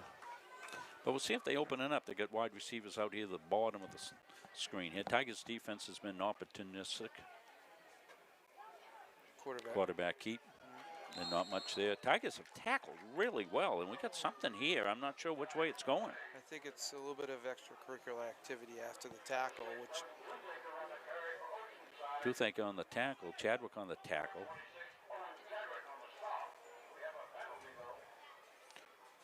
I'm not sure which way it came. Had I known it was going to happen, I would have had a replay. We could have broken it down, but it looked like an innocent play, Jim, so I didn't hit it. They're talking right now. I don't know whether Toothaker might have might have kicked or Chadwick might have pushed or what happened here. Yeah, they're picking it up. Yeah, pick it up. Let's play football. I like that one. Yeah. Yeah, Chadwick was excited about making a big Yeah. play. It wasn't anything. Yeah, he was trying to get off the tackle, and I love it. I love that. Was that Normie Pelletier down there waving that off? So Normie, a member of our 1981 Coach Wolfgram championship team. Stormy Norman. Stormy Normie. Hope he didn't wear his leather jacket tonight. Take that off. Hand it to the sidelines over at Oceanside. It used to happen up at Winslow. Remember, all those guys be taking their leather jackets off up there. And they always handed a flag to Tank Violet and said, "Throw this, coach, when you need it." Right side, Toothaker with a good tackle. He's a good runner. I've been impressed with Tigers tackling. One-on-one tonight, Jimmy, it's really been good. Yep. They got some guys really shoot it well. Very physical. And I think they had to be physical tonight, knowing that they were going up against that big line. Yeah, they talked about it all preseason. They knew what, they played Oceanside last year, the same kind of slugfest, and said we got to be ready to be physical. And, they've done a little bit of everything. Got the touchdown pass, a good rush. They've got a safety.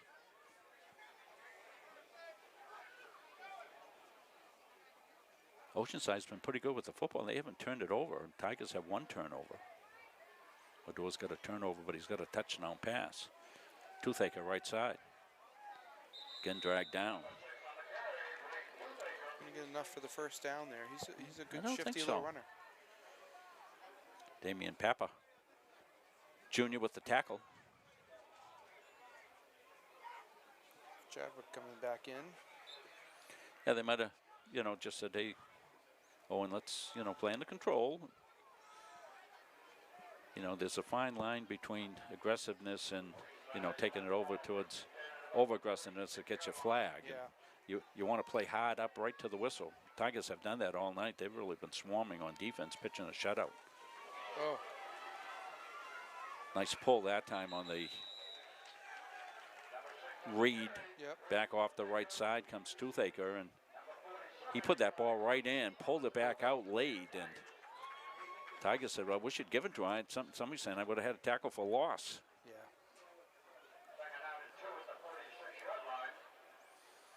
So I don't know if the internet gods are looking at us a little more kindly this half, but the numbers look a little bit better, so I'm hoping that smoothed out the picture. We made a couple of adjustments at halftime to try to do that. Good little drive here by Oceanside. It is, but it's taking time as we see the clock ticking here in the third quarter. They got to get 3 scores. 6:14 left. They don't look like they want to have a quick strike capability, and there's another great step-up tackle by the Tigers. Chadwick again. Yeah, Chadwick's, he's fierce. He's fierce. And it comes from pretty good stock. There you go, back in the lineage of the Chadwick family in Gardiner football. They are one of the great families in the history of Gardiner Tiger football, the Chadwicks, for sure. I saw Forrest at the ceremony. I said, I think you could still play Forrest. Forrest had outstanding career. We saw Robbie Chadwick pregame. Bass was on that. Bass was a guy that if you miss him, he's in the end zone. Yeah. Toothaker off the right side. Gets a couple of tough yards. And all the Chadwicks are related. I think the first Chadwick came through was Bobby Chadwick back in the first couple of years that we played here, maybe 1976, 77, somewhere in there. And then they just kept on coming. Of course, Lance and Larry had already graduated before we got there. They played during some of the dark years. Don't forget the Boosters doing great stuff. Their golf tournament coming up here later this month. Check it out on the web. Toothaker on the follow. Pick up 5, 6.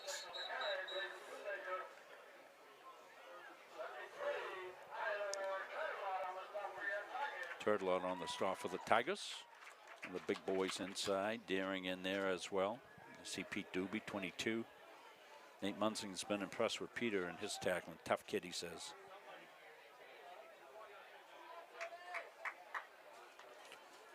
A lot of Tigers have been doing a good job inside there. So 56, Trevor Barron. Ryan Chadwick's one of the guys inside offensively. doing a job, and they'll swarm here, and turtle lands on you. You're liable to be pancakes for breakfast. There's that under center foot-to-foot wedge that they tried earlier. Yeah, Tigers look like they got a bead on that. They're probably pinching everybody once they see that underneath. Yeah. Close down. Yep.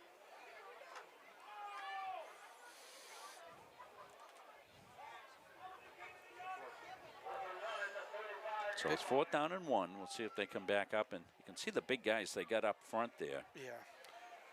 73, 74, 75. They probably came to on their own flatbed. That's Gabe Robinson, Henry McAllister, Cody Dodge. They are big up front. They're gonna. These guys are gonna. They're gonna move some people all over the place this year, aren't they? Yep. They certainly are. Hey, we want to mention one of our good fans here that have supported us here for the past couple of years, and you know, they don't want a fancy ad. They just said, hey, just say some nice things about us here. And so that's what we do here.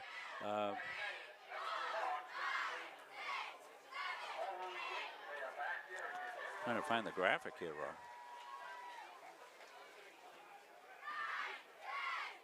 There they are, CB Mats Incorporated. They've been providing housing here in the state of Maine since 1959. And we certainly want to thank them for helping us out here and being a good sponsor here. You can check them out on Facebook, find out how to register for any of their housing opportunities. CB Mats Incorporated. Big play for Oceanside here to keep the drive going. 4th and 1, 3:31 left. Calvin and Billy doing a good job keeping the graphics up to speed. Usually we have that automated. That didn't work, and we could live with that. It's the internet going in and out that's causing us the most headaches. 4th and 1. Wildcats going to pick up the first down, maybe some more. Tigers will be at the second level, make the tackle, but not before the Mariners move the chains. Chadwick came in on the tackle for the Tigers. One of the things I've found, Jim, I put a big monitor up here for me to be able to call the game, because I can't look down there and see the numbers, but on the monitor, it's a lot easier to see. 3:21. Dominic Weber coming into the game. They're at the Gardiner 26. Wildcat right side, they got some running room there. Dancing the outside and a good gain on first down. Those big guys for Oceanside are getting a good push up front now. Tigers may be getting a little worn down here after getting leaned on all game. So they'll pick up the first down. And this is the best looking drive here. Looks like they can still pick up one before you know, when this scoring. Yeah, I think so too, Jim, just outside the 10. Just like the Tigers had that opportunity earlier, that was on the Duty touchdown. Duty's got a touchdown pass for the Tigers, Chase McGrane, and a safety. Left side to the outside, and that's not where you're going to beat the Tigers. Tigers just too fast.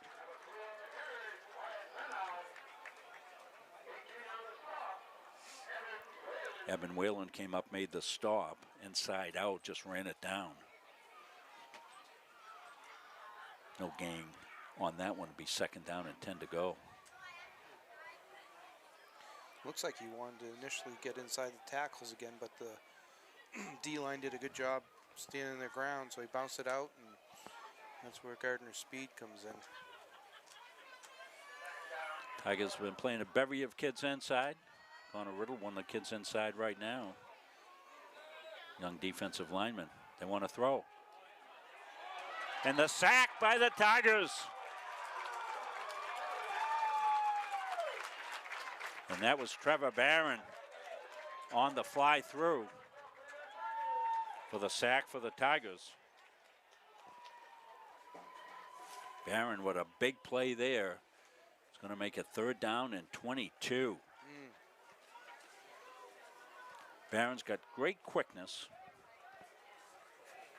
That's who I saw. There wasn't 66, it was 56 playing in there.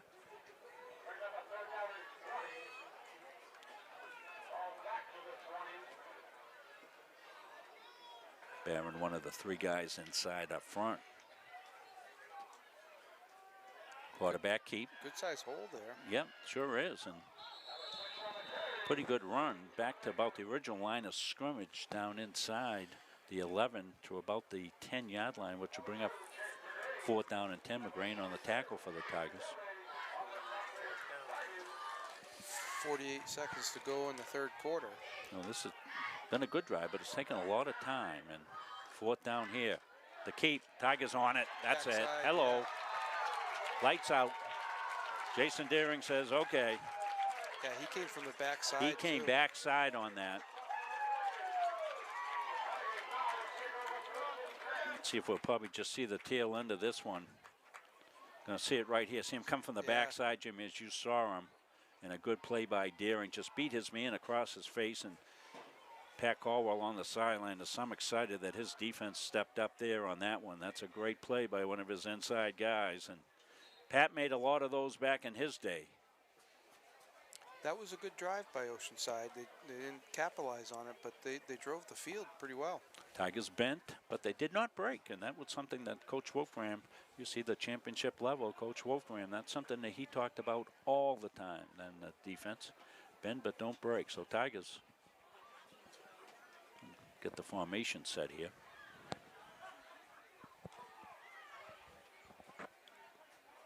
And that play looked a little disjointed from the very get-go. And whoa. Duty comes out. Howdy, Duty. He just won't go down. My gosh. Well, this was something.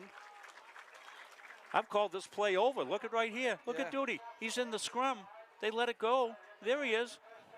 He stumbles. He bumbles. The official was coming into. Yeah. He put his hand down, the old stumble drill, Jimmy. We used to run with you guys. Stumble bumble. Well, Duty's had some really, really tremendous runs as we come back live. Wow. Got a touchdown rush and got a fresh set of downs here. That's going to be the end of the third quarter. Yeah, they're going to let the quarter down. I was wondering what Duty was doing. He was walking around like he was had no idea what the play was, but it was just letting the clock run down. So that was funny. So we'll take a break. We'll come back. Tigers picked up a big first down there, and they're looking to start the fourth quarter when we come back after this. When you need top quality aggregate, you need McGee Construction. From gravel, sand, and crushed stone to specialty materials, McGee Construction has supplied Maine's contractors and homeowners for over 35 years. No project is too big or too small. Whether you're building a driveway, a home, a highway, we've got the materials you need delivered on time every time. For reliable service, expert advice, and high-quality aggregate, trust McGee Construction. Built on trust, driven by quality.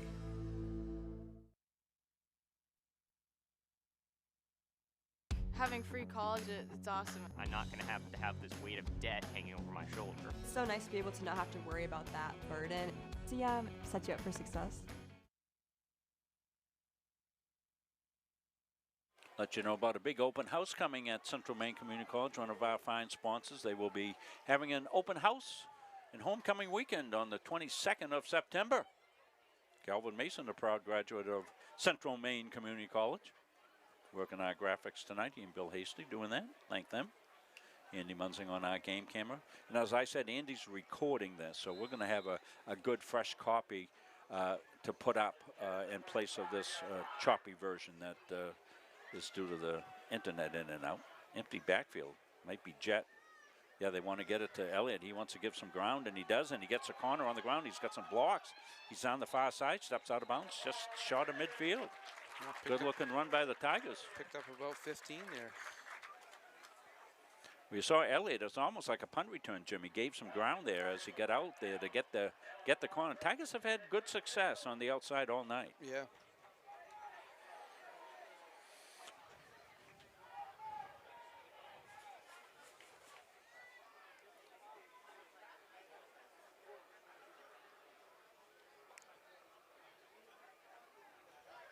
We'll be back on the air at 10 o'clock tomorrow morning for field hockey.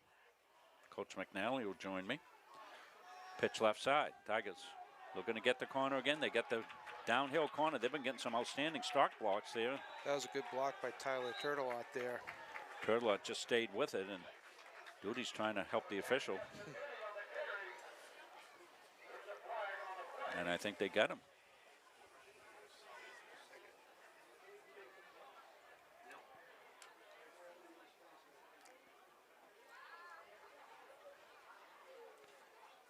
It's going to be like a grabbing the ear hole of the helmet and swinging them down, I think is what they got for the call. Not really a face mask. But it is a personal foul. It's been a pretty clean game, Jimmy. You mentioned that earlier. Credit to both teams. Yeah, and with Gardner coming out with the emotion that they had, that's tough to do. And Coach Wolfgram always talked about playing with emotion but having poise. And I think the Tigers have done that well tonight. Poise and concentration. If I heard it once, I heard it a million times. So Tigers move a little deeper into Oceanside territory. Mariners really can't afford to give up another score here, down 17-0, and not showing a propensity to be able to get the big play due to the ball carrier. And he's in the backfield again. They want to throw. Medore's in trouble here. He's trying to avoid trouble. He does. And get rid of the ball. And flag on the play. Probably going to be holding, I would guess. Where's the flag, Jim? It was right around where Medore was trying to cut back. So I think it was a holding call on that side. So Tigers just picked up a big penalty. They're probably going to give it back right here, you would think.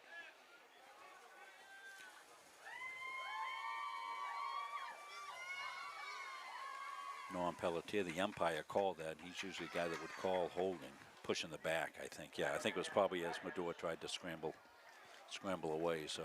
Well, we've said it before. Once you get out of the pocket, you know, then linemen have to work a little extra harder to keep their position. Sometimes you get a reach in there and you end up holding.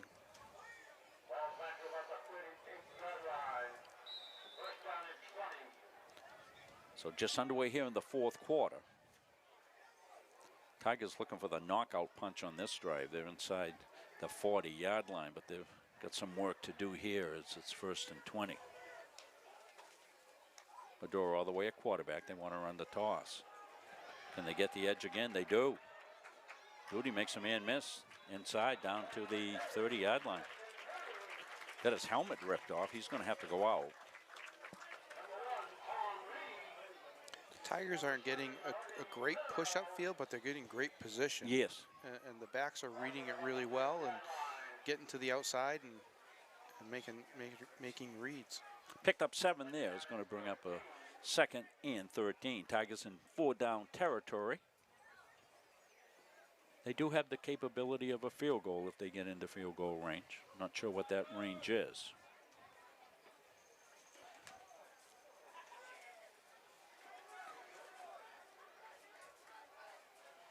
During the center, Chadbourne, the guy to left side. Ooh, spin around. Little spin around or a little spinorama play. That was a nice looking play there for the Tigers. Well designed. Went out to Elliott here. They faked the toss left side, Jim. Came back on the little bubble screen. You're going to watch it right here. Medore calls for the snap count, the fake, the pivot, and the nice little toss. Good job by the lineman not getting upfield there. Yeah, they got outside. All they really got to do is have a shield block there. Jengos was out there and Bullock was out there in front. Oceanside's got a player coming off here. Can't quite get his number. I think it's number 1. Todd Reed's played a lot as a wide receiver defensive back tonight.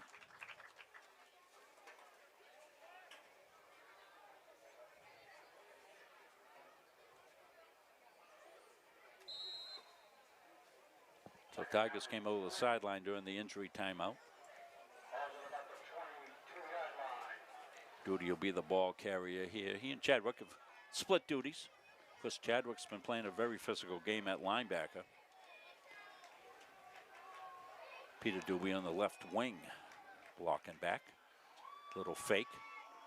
Not much there. Now come back to the outside comes Duty. Duty, he's got a ball. Bevy of carriers out in front of him. He's going to be down inside about the 1 yard line. Did Duty take the snap there, Coach? That was a direct snap to Duty playing quarterback. He is also a quarterback.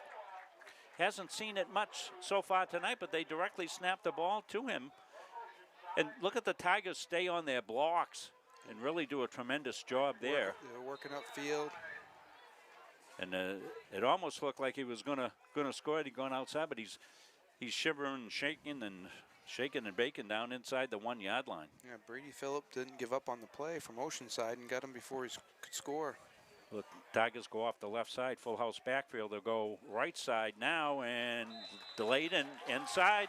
It goes to Whalen for the touchdown. Yeah, Noku had a shot at him, but yeah, I thought he was going to be able to make the tackle, but Whalen shook it off. Tigers got a lot of guys, a lot of weapons, a lot of guys that can run the ball. You're going to see it right here. They're going to fake it to up inside now and off the right side. I don't think they made the handoff the way they wanted to, but they had probably an easier walk-in touchdown, but they ended up making an inside rather than outside handoff, and they'll get that squared away. But it's potential for some good power moves, that's for sure. I want to go back one play, and I want you to watch this too, Jimmy. I watched Turtelot at left tackle, and I watched number 73 right here. Turn. Watch him finish his block right here. Watch. Yep. He gets a double. Yeah. I mean, that's the kind of 7-second fit you got to throw as an offensive lineman right there. And Turtelot did that. He's been doing it all night. Tigers have been having some good success, and Turtelot's a big reason. Tyler Turtelot. You know, they mentioned all these linemen in the newspaper. Watch this guy, watch that guy, watch this guy. Yeah. There wasn't one guy mentioned from the Gardiner Tigers to watch up front. So I went over and told Coach Caldwell that and said, you ought to make sure you cut that newspaper article out. That is The Levi kick. Moore. Levi Moore's up and good. Noku got off the field with his own power too, so that's good. He was down on the turf there for a little bit from Oceanside. But so 24 now, nothing Tigers. I don't want to jinx this, Jimmy. 9:17 left here, and you know we've talked a lot about Coach Wolfgram, what he meant to Gardiner, and what he brought to Gardiner, but there was nothing like a Tuesday practice that ended with donuts here in Tiger Town. Yeah. And I can remember the first time we started doing that I think it was back with that 1979 team. Yeah. And those guys gave up 17 points all year, and I think the coach was buying the donuts out of the household account that a dean was running there, and she couldn't figure out why they didn't have any money for groceries because Coach Wolfgram was having to go down to McDonald's Bakery and call in I think actually a dean used to call the order in. And you'd start out, the first time you got a shout out, Jimmy, remember this? Plain donuts. Yes, yeah. And then the second time, Jimmy? Yeah, I can't remember. Yeah, you might get you sugar. You might get sugar. Yeah. Third time up, you probably get some honey dip. Yeah. And, you know, if you kept getting shutouts, you know, pretty soon you're up into the chocolate eclair territory. That was elite territory right there, chocolate eclair. Yeah. Yeah, that's a tradition for sure. Andy Munzing doing a great job on our game cam here tonight. We're hoping to have Calvin down on the field, and everything went screwy with trying to get the graphics done, so we put him up here on that with Billy. Good speed. Down the far side, as you said, with some good speed is Mikey Damon O'Hara. Good return. That's the best return of the game here for Oceanside. There must have been something behind it, Coach, because they got flags. Yeah. They had a flag from this side and a flag from the back. Yeah, so a lot of times on that kick game, you get pushes in the back. So we'll see what they call here. I want to thank Todd Johnson coming up at halftime. It's a great interview with Todd. What a great guy he's been for this community, and we wish him continued success as he continues to battle the Big C. Yeah. And I want to pass on condolences. Just recently, I think it was overnight, we lost a wonderful member of our community. Mrs. Tebow passed away after long illness, and I'm sure she's up wearing orange and black up in heaven rooting for the Tigers. She was a great fan. She and her husband, Mr. Tebow, came to all the games, raised a great family, and I had the Tebow kids in school. Yeah. Debbie and Jackie both. So we send condolences to them. That backed Oceanside up quite a bit, so it must have been something personal foul-wise. Toothaker wants to throw. They'll drop it out into the flat, and they'll make the completion. McGrain will be all over, and Tigers will swarm, which they've done all night. Deering's out there. Boy, he runs well for a big guy up inside.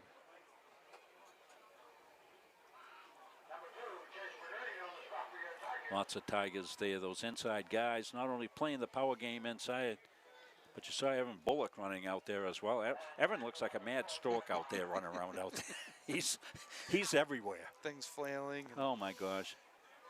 His grandfather, Jay, helped us form the tunnel that the kids came down through tonight, and Jay had his old orange game shirt on from back in the 70s. Jay, remember 1978? Guard, right? Team, he played guard at about 112 pounds, I think. Back in the days, you could chop block. He'd go out there, and he and Tommy Moore on that 78 team be chopping people down on 21-29. Danny Hickey be dancing in the end zone.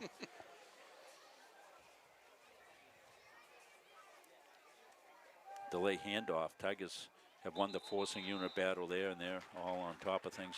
Once again, same cast of characters in there. I think you can see. Yeah. Trevor Barron in there. Trevor's had a really good game tonight.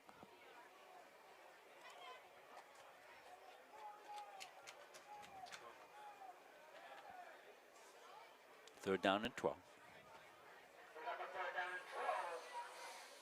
8:21. Now 20. We're under 8 minutes and 17 seconds now.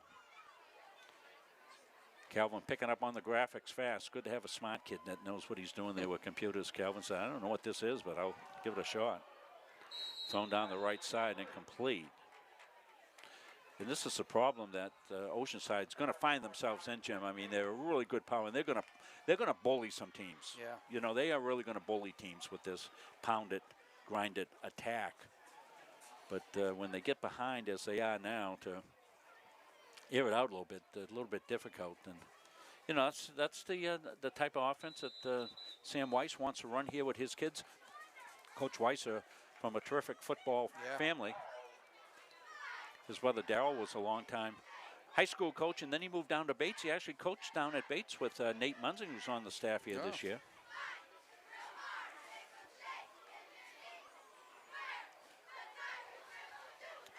Not sure who called that timeout. Yeah, not sure either. Jake Fless doing a good job as our student, kind of an intern type coach. Just graduated from St. Joe's, where he played lacrosse on these. Remember the Gardiner Tiger football team. Pat Caldwell, alumni. Patrick Munzing, of course, head coach. Nate Munzing on staff.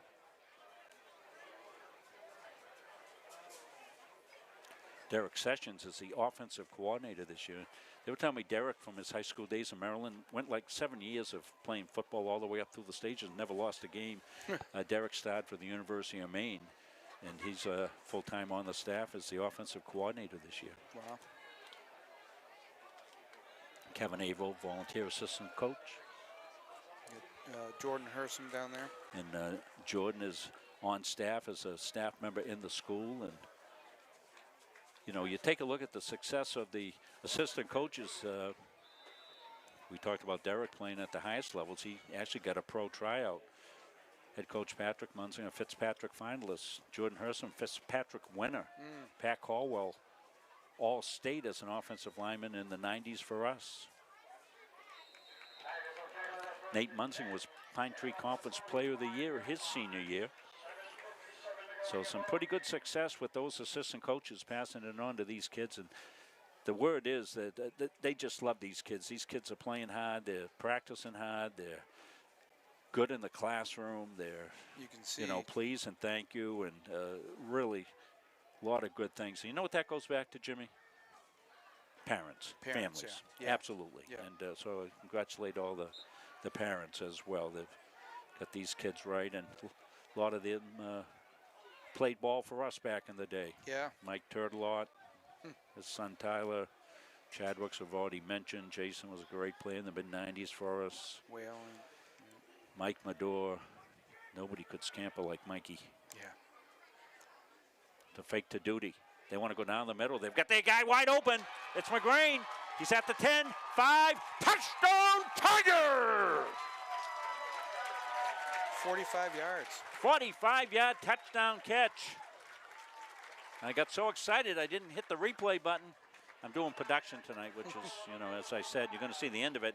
The long pass, Green is wide open, his second touchdown catch of the night, and he's going to put it down into overdrive, and into the end zone he goes for the touchdown for the Tigers. Gets a high five right down in Tiger territory. It's a good confidence booster for Amador. Love seeing the fans interact. The kick is up, and it is good. Levi Moore, 3 for 3. Levi's coming. So Tigers went up top with the play action pass, a beauty. Good play action, the touchdown, 31-0 now Tigers.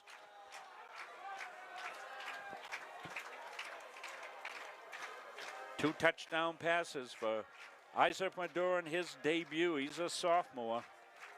Coach Sessions has got that offense in a good mix, Jimmy, between run and pass. Good balance. And who's going to carry the ball? You can't key on any one player. And Duty's had carries. Some of the miraculous carries. Yeah. Chadwick carries. You got Whalen that can. Evan Whalen also with a touchdown run. Elliott on speeds, on jet speeds. Yeah, they got quite a balanced attack. Well, sometimes you and that's what you're looking to do. You know this game's going to get out and everybody's going to be looking at it. And, you know, sometimes you run something and say, okay, well, you know, we can do this too. So, you know, you really can't stack the line of scrimmage.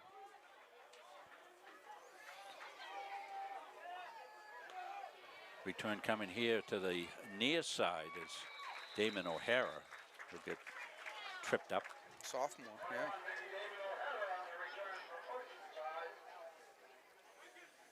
So with 7:41 left, all Tigers.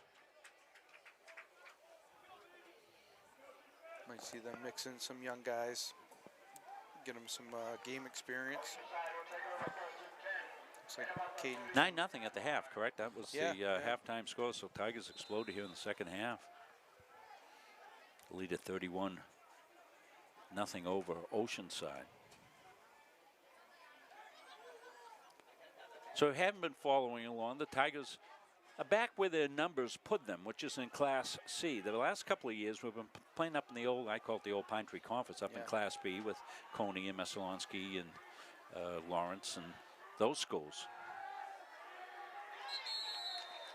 But now the Tigers, in the recent reclassification this year, did not opt to go up because they were going to be put in Class C.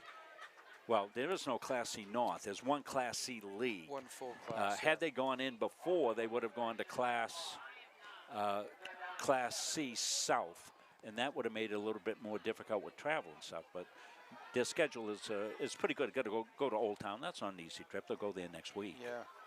Up to Old Town. And we played Old Town a few years ago. In fact, it was Coach Patrick Munsing's very first win in his first game as head coach. Beat Old Town. Off the left side, Tigers got some other guys in.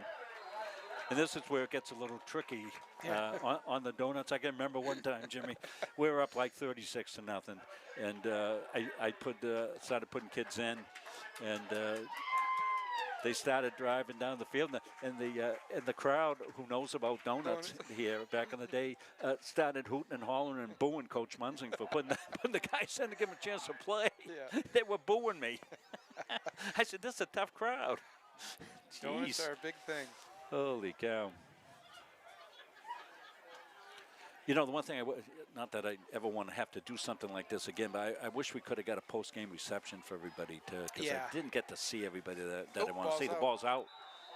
Tigers don't get it. Oceanside's going to maintain that ball, able to jump on it was Banhouse. Banhouse had some good runs tonight. He's a good, tough kid. As we said, I think Oceanside will do it. Tigers pretty good up front. You take a look, you Bullock and Barron and like we said, Turtelot comes in, and the linebackers are good at those. You know, you don't get pushed back into your linebackers. Those linebackers can flow and make plays. Yeah, once they get bubbled back, now they're trying to climb over the linemen to get to the play. But if they've got space, they can read, they can move. Ryken King's going to come out. He's played some good ball. Chadwick will go back in at the linebacker position, so I hope King can get back in there because he was getting some action. 2nd down and 8. 5:41 left. Quarterback keeping. It's all black jerseys. Yeah. The black and orange swarm. They look like killer bees coming in there, Jimmy. Yeah. Bullock was one of the first ones there. Hanley was in there to clean up as well. Joe Hanley, number 6 for the Tigers. So I know we're getting some pauses and stuff like that on the stream, and there's something wrong with the internet here. As I said, when I get back home tonight, I'll take the card out of the camera that we record on. I'll put up a nice smooth copy. Won't have the scoreboard on it, but off the left side, breaking a couple of tackles. Good hard and run. still on his feet. A good carry there for Banau. As we said, he's had some good ones.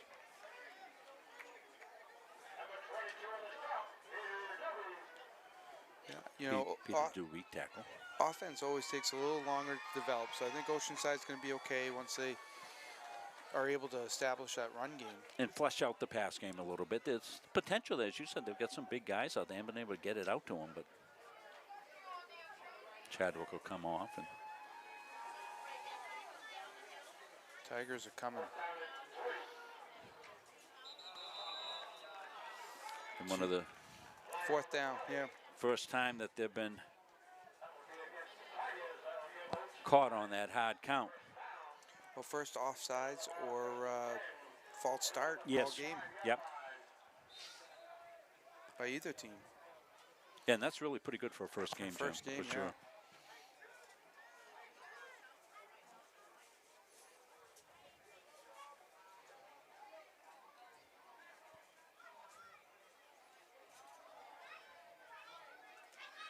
So first down on the penalty.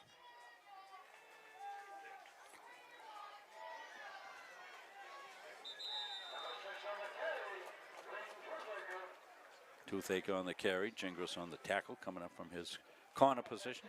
Yeah. This Tiger defense looks like one of those defenses, Coach, that they're going to be fighting for tackles, like Yeah. competing. Yeah, don't you love that? Yeah. You know, sometimes early on in the season, you see, some, not the kind of tackling that you want to see, but I think the Tigers have tackled really well here tonight. In the open field, gang tackle, swarming to the ball. Numbering them up. Yep.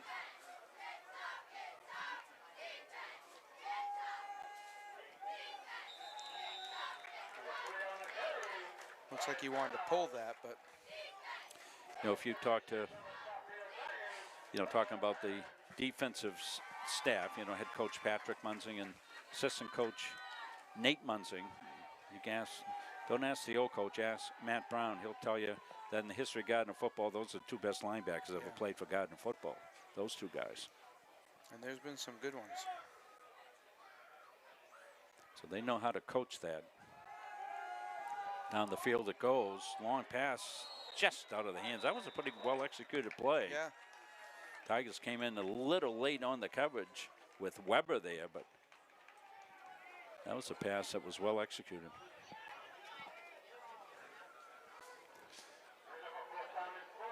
Fourth down and 4. Stop clock. 2:36 left.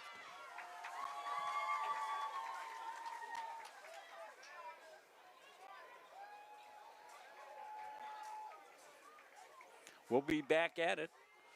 If the internet gods are in our favor, I'm going to have to bring my own internet over tomorrow. That's what I'm going to do, Jimmy. I can't take this. It's making me old before my time. I've got a Starlink satellite dish I'm going to bring over. We'll go right to the heavens. I'll bring my own. Yeah. Delay a game maybe again. Oh, no. I've had a couple of those early. I'm not sure what this one will be. I think this is mouthpiece. I see Norm pointing to one of the Oceanside players. Yeah. Well, Nami was brought up right. He's always been right on top of oral hygiene.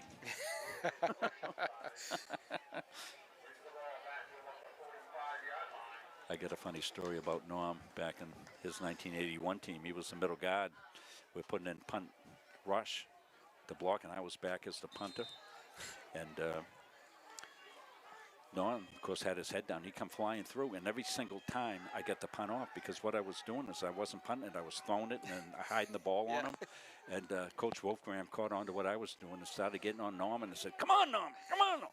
And every single time he'd come in, and I'd throw the ball and be up in the air, and he couldn't figure out why he couldn't get there.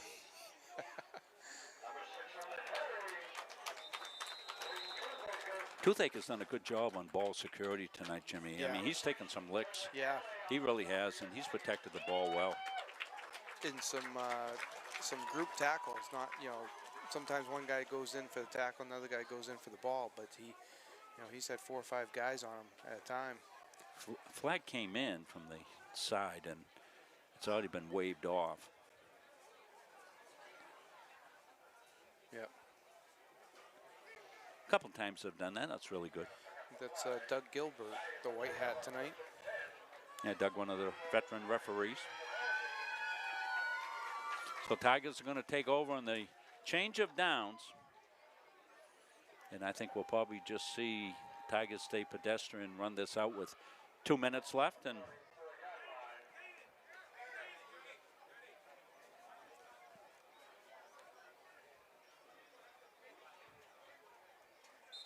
so see what the Tigers do. Probably going to get some other guys in the game. We'll try to pick up their numbers. Yeah, I see Kanan Giro probably in at quarterback. Nope. I think it's going to be Marquis, the southpaw at quarterback. Okay. Isaac, we saw him get on a shot kickoff earlier. The left-handed quarterback. I don't think we'll probably see him launch mount. Joe Hanley in the backfield with him.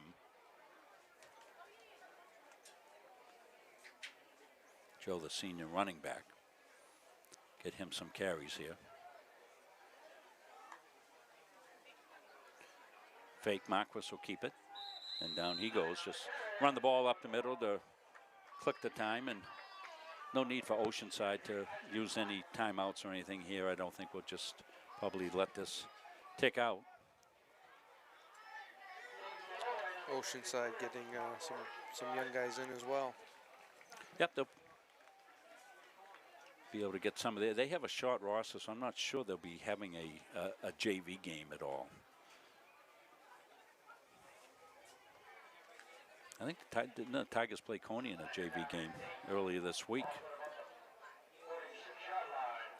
Ball at the 46. Marquis. Toss out left side. There's running room. And Joe Hanley, like a comet, bursts down the left side. Yeah. Joe on the go. Tiger fans like that one. Let's give the seniors credit here. Big collision, too. Yeah, kind of a big collision. Tigers get the corner, not the good reach block. Coolest handoff you'd ever see of the pitch out, but Hanley got the corner and ran downhill. Get out of the way. Finally wrestled down. Dylan Poland on the looks like tackle. Bringing it back. Yeah, I saw it. I did think I saw did a hold see. in Yeah, there. I did too on the replay. Yeah, I was a little surprised they didn't call it. Stay with us. We'll have to work through, and it's gonna be a tough call on the Caps of Pizza play of the game. They're so balanced, yeah. Yeah, so balanced. I'll let Jimmy call it tonight. I mean, you get 2 touchdown receptions Yeah, by McGrane. you do.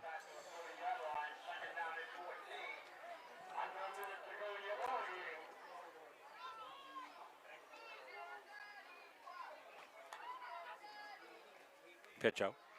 Cut up inside. Hanley again. Stumbles, fumbles. Fumble. And Russell down. They must have re-implemented that They drill, must have put Coach. the stumble drill back in. And we saw the rip and dip. Yeah. So some of those Well, little yeah, drills that are stumble drill was one of your favorites, Jim. Is Oh, it's because I'm 5'4". you were just about as, sometimes you weren't as tall as the grass. Yeah, it was easy for me. I was like, oh. We'd have to say, Jimmy at practice today? Where is he? He's over there in the weeds. Yeah. And Tigers are going to win it, and they're going to pitch the shutout. And how appropriate is it that the Tigers pitch the shutout as they honor the legacy of Coach John Wolfgram, who brought the donuts to Gardiner. There's no McDonald's bakery anymore, but there'll be donuts on Tuesday in Tiger Town as the Tigers pitch the shutout. They beat Oceanside 31-0, and a lot of good things to build on here in this first game for the Gardiner Tigers, Jim. Yeah. Couple of things that impressed you tonight, James? Good execution offensively and a lot of physicality defensively. I think that was the key to the game for the Tigers, were to come out and be physical, and they did that. So we'll take a break. We'll come back, Jimmy and I and Andy and Billy and Calvin, to put our heads together. We'll come up with the Caps of Pizza play of the game, and we come back to Gardiner after this. Don't feel like cooking dinner? Call Caps's Pizza in Farmingdale. You can make the whole family happy with our award-winning pizza, sandwiches made on fresh baked bread, delicious nachos, or salads made to order. And don't forget the whoopie pies. We pride ourselves on fast, friendly service and an overall experience that's better than you might expect from a pizza place. So order Caps's tonight. Pick it up, have it delivered, or enjoy our dining room. Give us a call at 582-0522 or enjoy the convenience of online ordering at capsuspizza.com. Is your annuity keeping up with your goals? The financial landscape is constantly evolving, and new annuity options are designed to offer more benefits, better flexibility, and improved growth potential. Upgrading your annuity can help you take advantage of these opportunities and make your money work harder for you. Whether you're looking for higher income, newer, better terms, or added features, now is the time to explore what's possible. Call today to discover how we can help you unlock the full potential of your investment. I want to thank CBU Benefits, one of our anchor sponsors here, Jubilant Gardiner Tigers. As the coaches get set to come in, Coach Abel does his victory dance always for the kids, and they love it. He comes in boogalooing down Broadway here, and he'll come in with the flip. And a Jubilant Gardiner Tiger football team. We've seen a good one here. It's been a very emotional night. I want to thank everybody that contributed to making this a special night here in Tiger Town. Mayor Pat Hard, who contacted me right out of the gate and said, I'd like to make a proclamation for Coach Wolfgram if you do something special. And I got back to her, and she put a beautiful proclamation together, the class of '85. We found that, what they presented, Jimmy, in the trophy case here. I think probably Coach Ho made that years and years ago. And we cleaned it up and put a couple of stars and skulls on it, and the Coach Wolfram sticker. As you see, just to the right of the team, we'll give you the championship logo that is going to be affixed here. For all the teams to play at a championship level, as Coach Wolfgram always talked about here. And of course, the Champions Club shirts that we talked about being a mainstay of what Coach Wolfram always believed in, instituted that with a theme every single year. And certainly that was a nice thing to give to Adine and Beth Wolfgram, who came up today from South Portland. And we thank them for coming up and being a part of this great celebration here. And on top of the cake is donuts for the Tigers here, Jimmy, tonight. Isn't it something, huh? You couldn't script it. And Coach Patrick Munzing very jubilant down there. Late birthday present for Patrick. We'll actually celebrate his birthday as a family tomorrow as we go out to his house to do that. But great job by the staff during all their preparation leading up into this, and certainly congratulations to the Gardiner Tigers. A sweep for the Tigers today as they get the win, victory in soccer, a 3-0 win in soccer, and a shutout today as well, 31-0 for the Tigers. They'll head to Old Town next week. Oceanside will take on a very strong Foxcroft Academy team. Probably in there, I'm guessing that's going to be their home opener next week. Well, that's going to do it here from Gardiner, and as I said, I'll let you know. Probably what I'm going to do is I'm going to take this good quality film that we have out of the camera, and as soon as I get home and get set up, I'm going to start streaming that so we got a good copy, because I know the kids are going to want to go home, watch all this, and we'll get this figured out, whatever the issues were here at Gardiner, and we'll get them squared away to make sure that we can bring you good quality streaming. So for Calvin Mason and Bill Hasty, who worked our graphics here tonight, and troubleshot through some of the issues we had here. Andy Munson, we held the fort upstairs here while Jimmy and I were down during the pregame. We thank him for that, and thank Nate Stubbett and everybody that helped put on the special awards, and also the Brad Carlton Award, a monument that they've instituted here. Billy Kelly and his crew putting together just a tremendous thing here that will carry on Brad's legacy here, part of the team that you took with Matt to a state championship as well back in the day. So lots of good things happening here at Tiger Town. We'll go out on championship level here from Hopefield and Gardiner. All of us here, Jim Palmer, Rob Munsing, Andy Munsing, Calvin Mason, Bill Hasty, your crew here from Gardiner. Good night, everybody.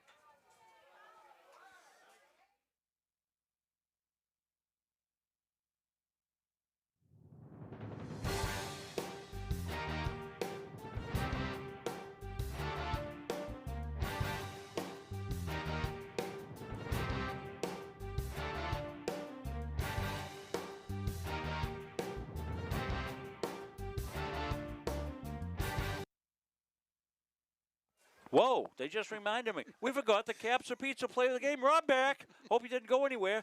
Too focused on the donuts. Yeah, I got focused on donuts instead of pizza. But we want to let you know that Chase McGreen with 2 touchdown catches. Let's look at that last, see if I can find that last touchdown catch. I think it's this one right here. As you're going to see on the replay, this is the second of the touchdown catches for Chase McGreen. Chase, tall and rangy tight end, and protects the ball there, and 2 touchdowns from the sophomore. It's almost like that when you jump up in the bleachers there at Green Bay, right? Lambeau League. Yeah, Lambeau. Have to call it the Tigers Den or something out there. So Chase McGrane will get the Caps of Pizza play of the game. Sorry, Chase, and glad we were able to honor you with that. So now that will do it here from Tiger Town for all of us here at Munsing Media. Good night, everybody.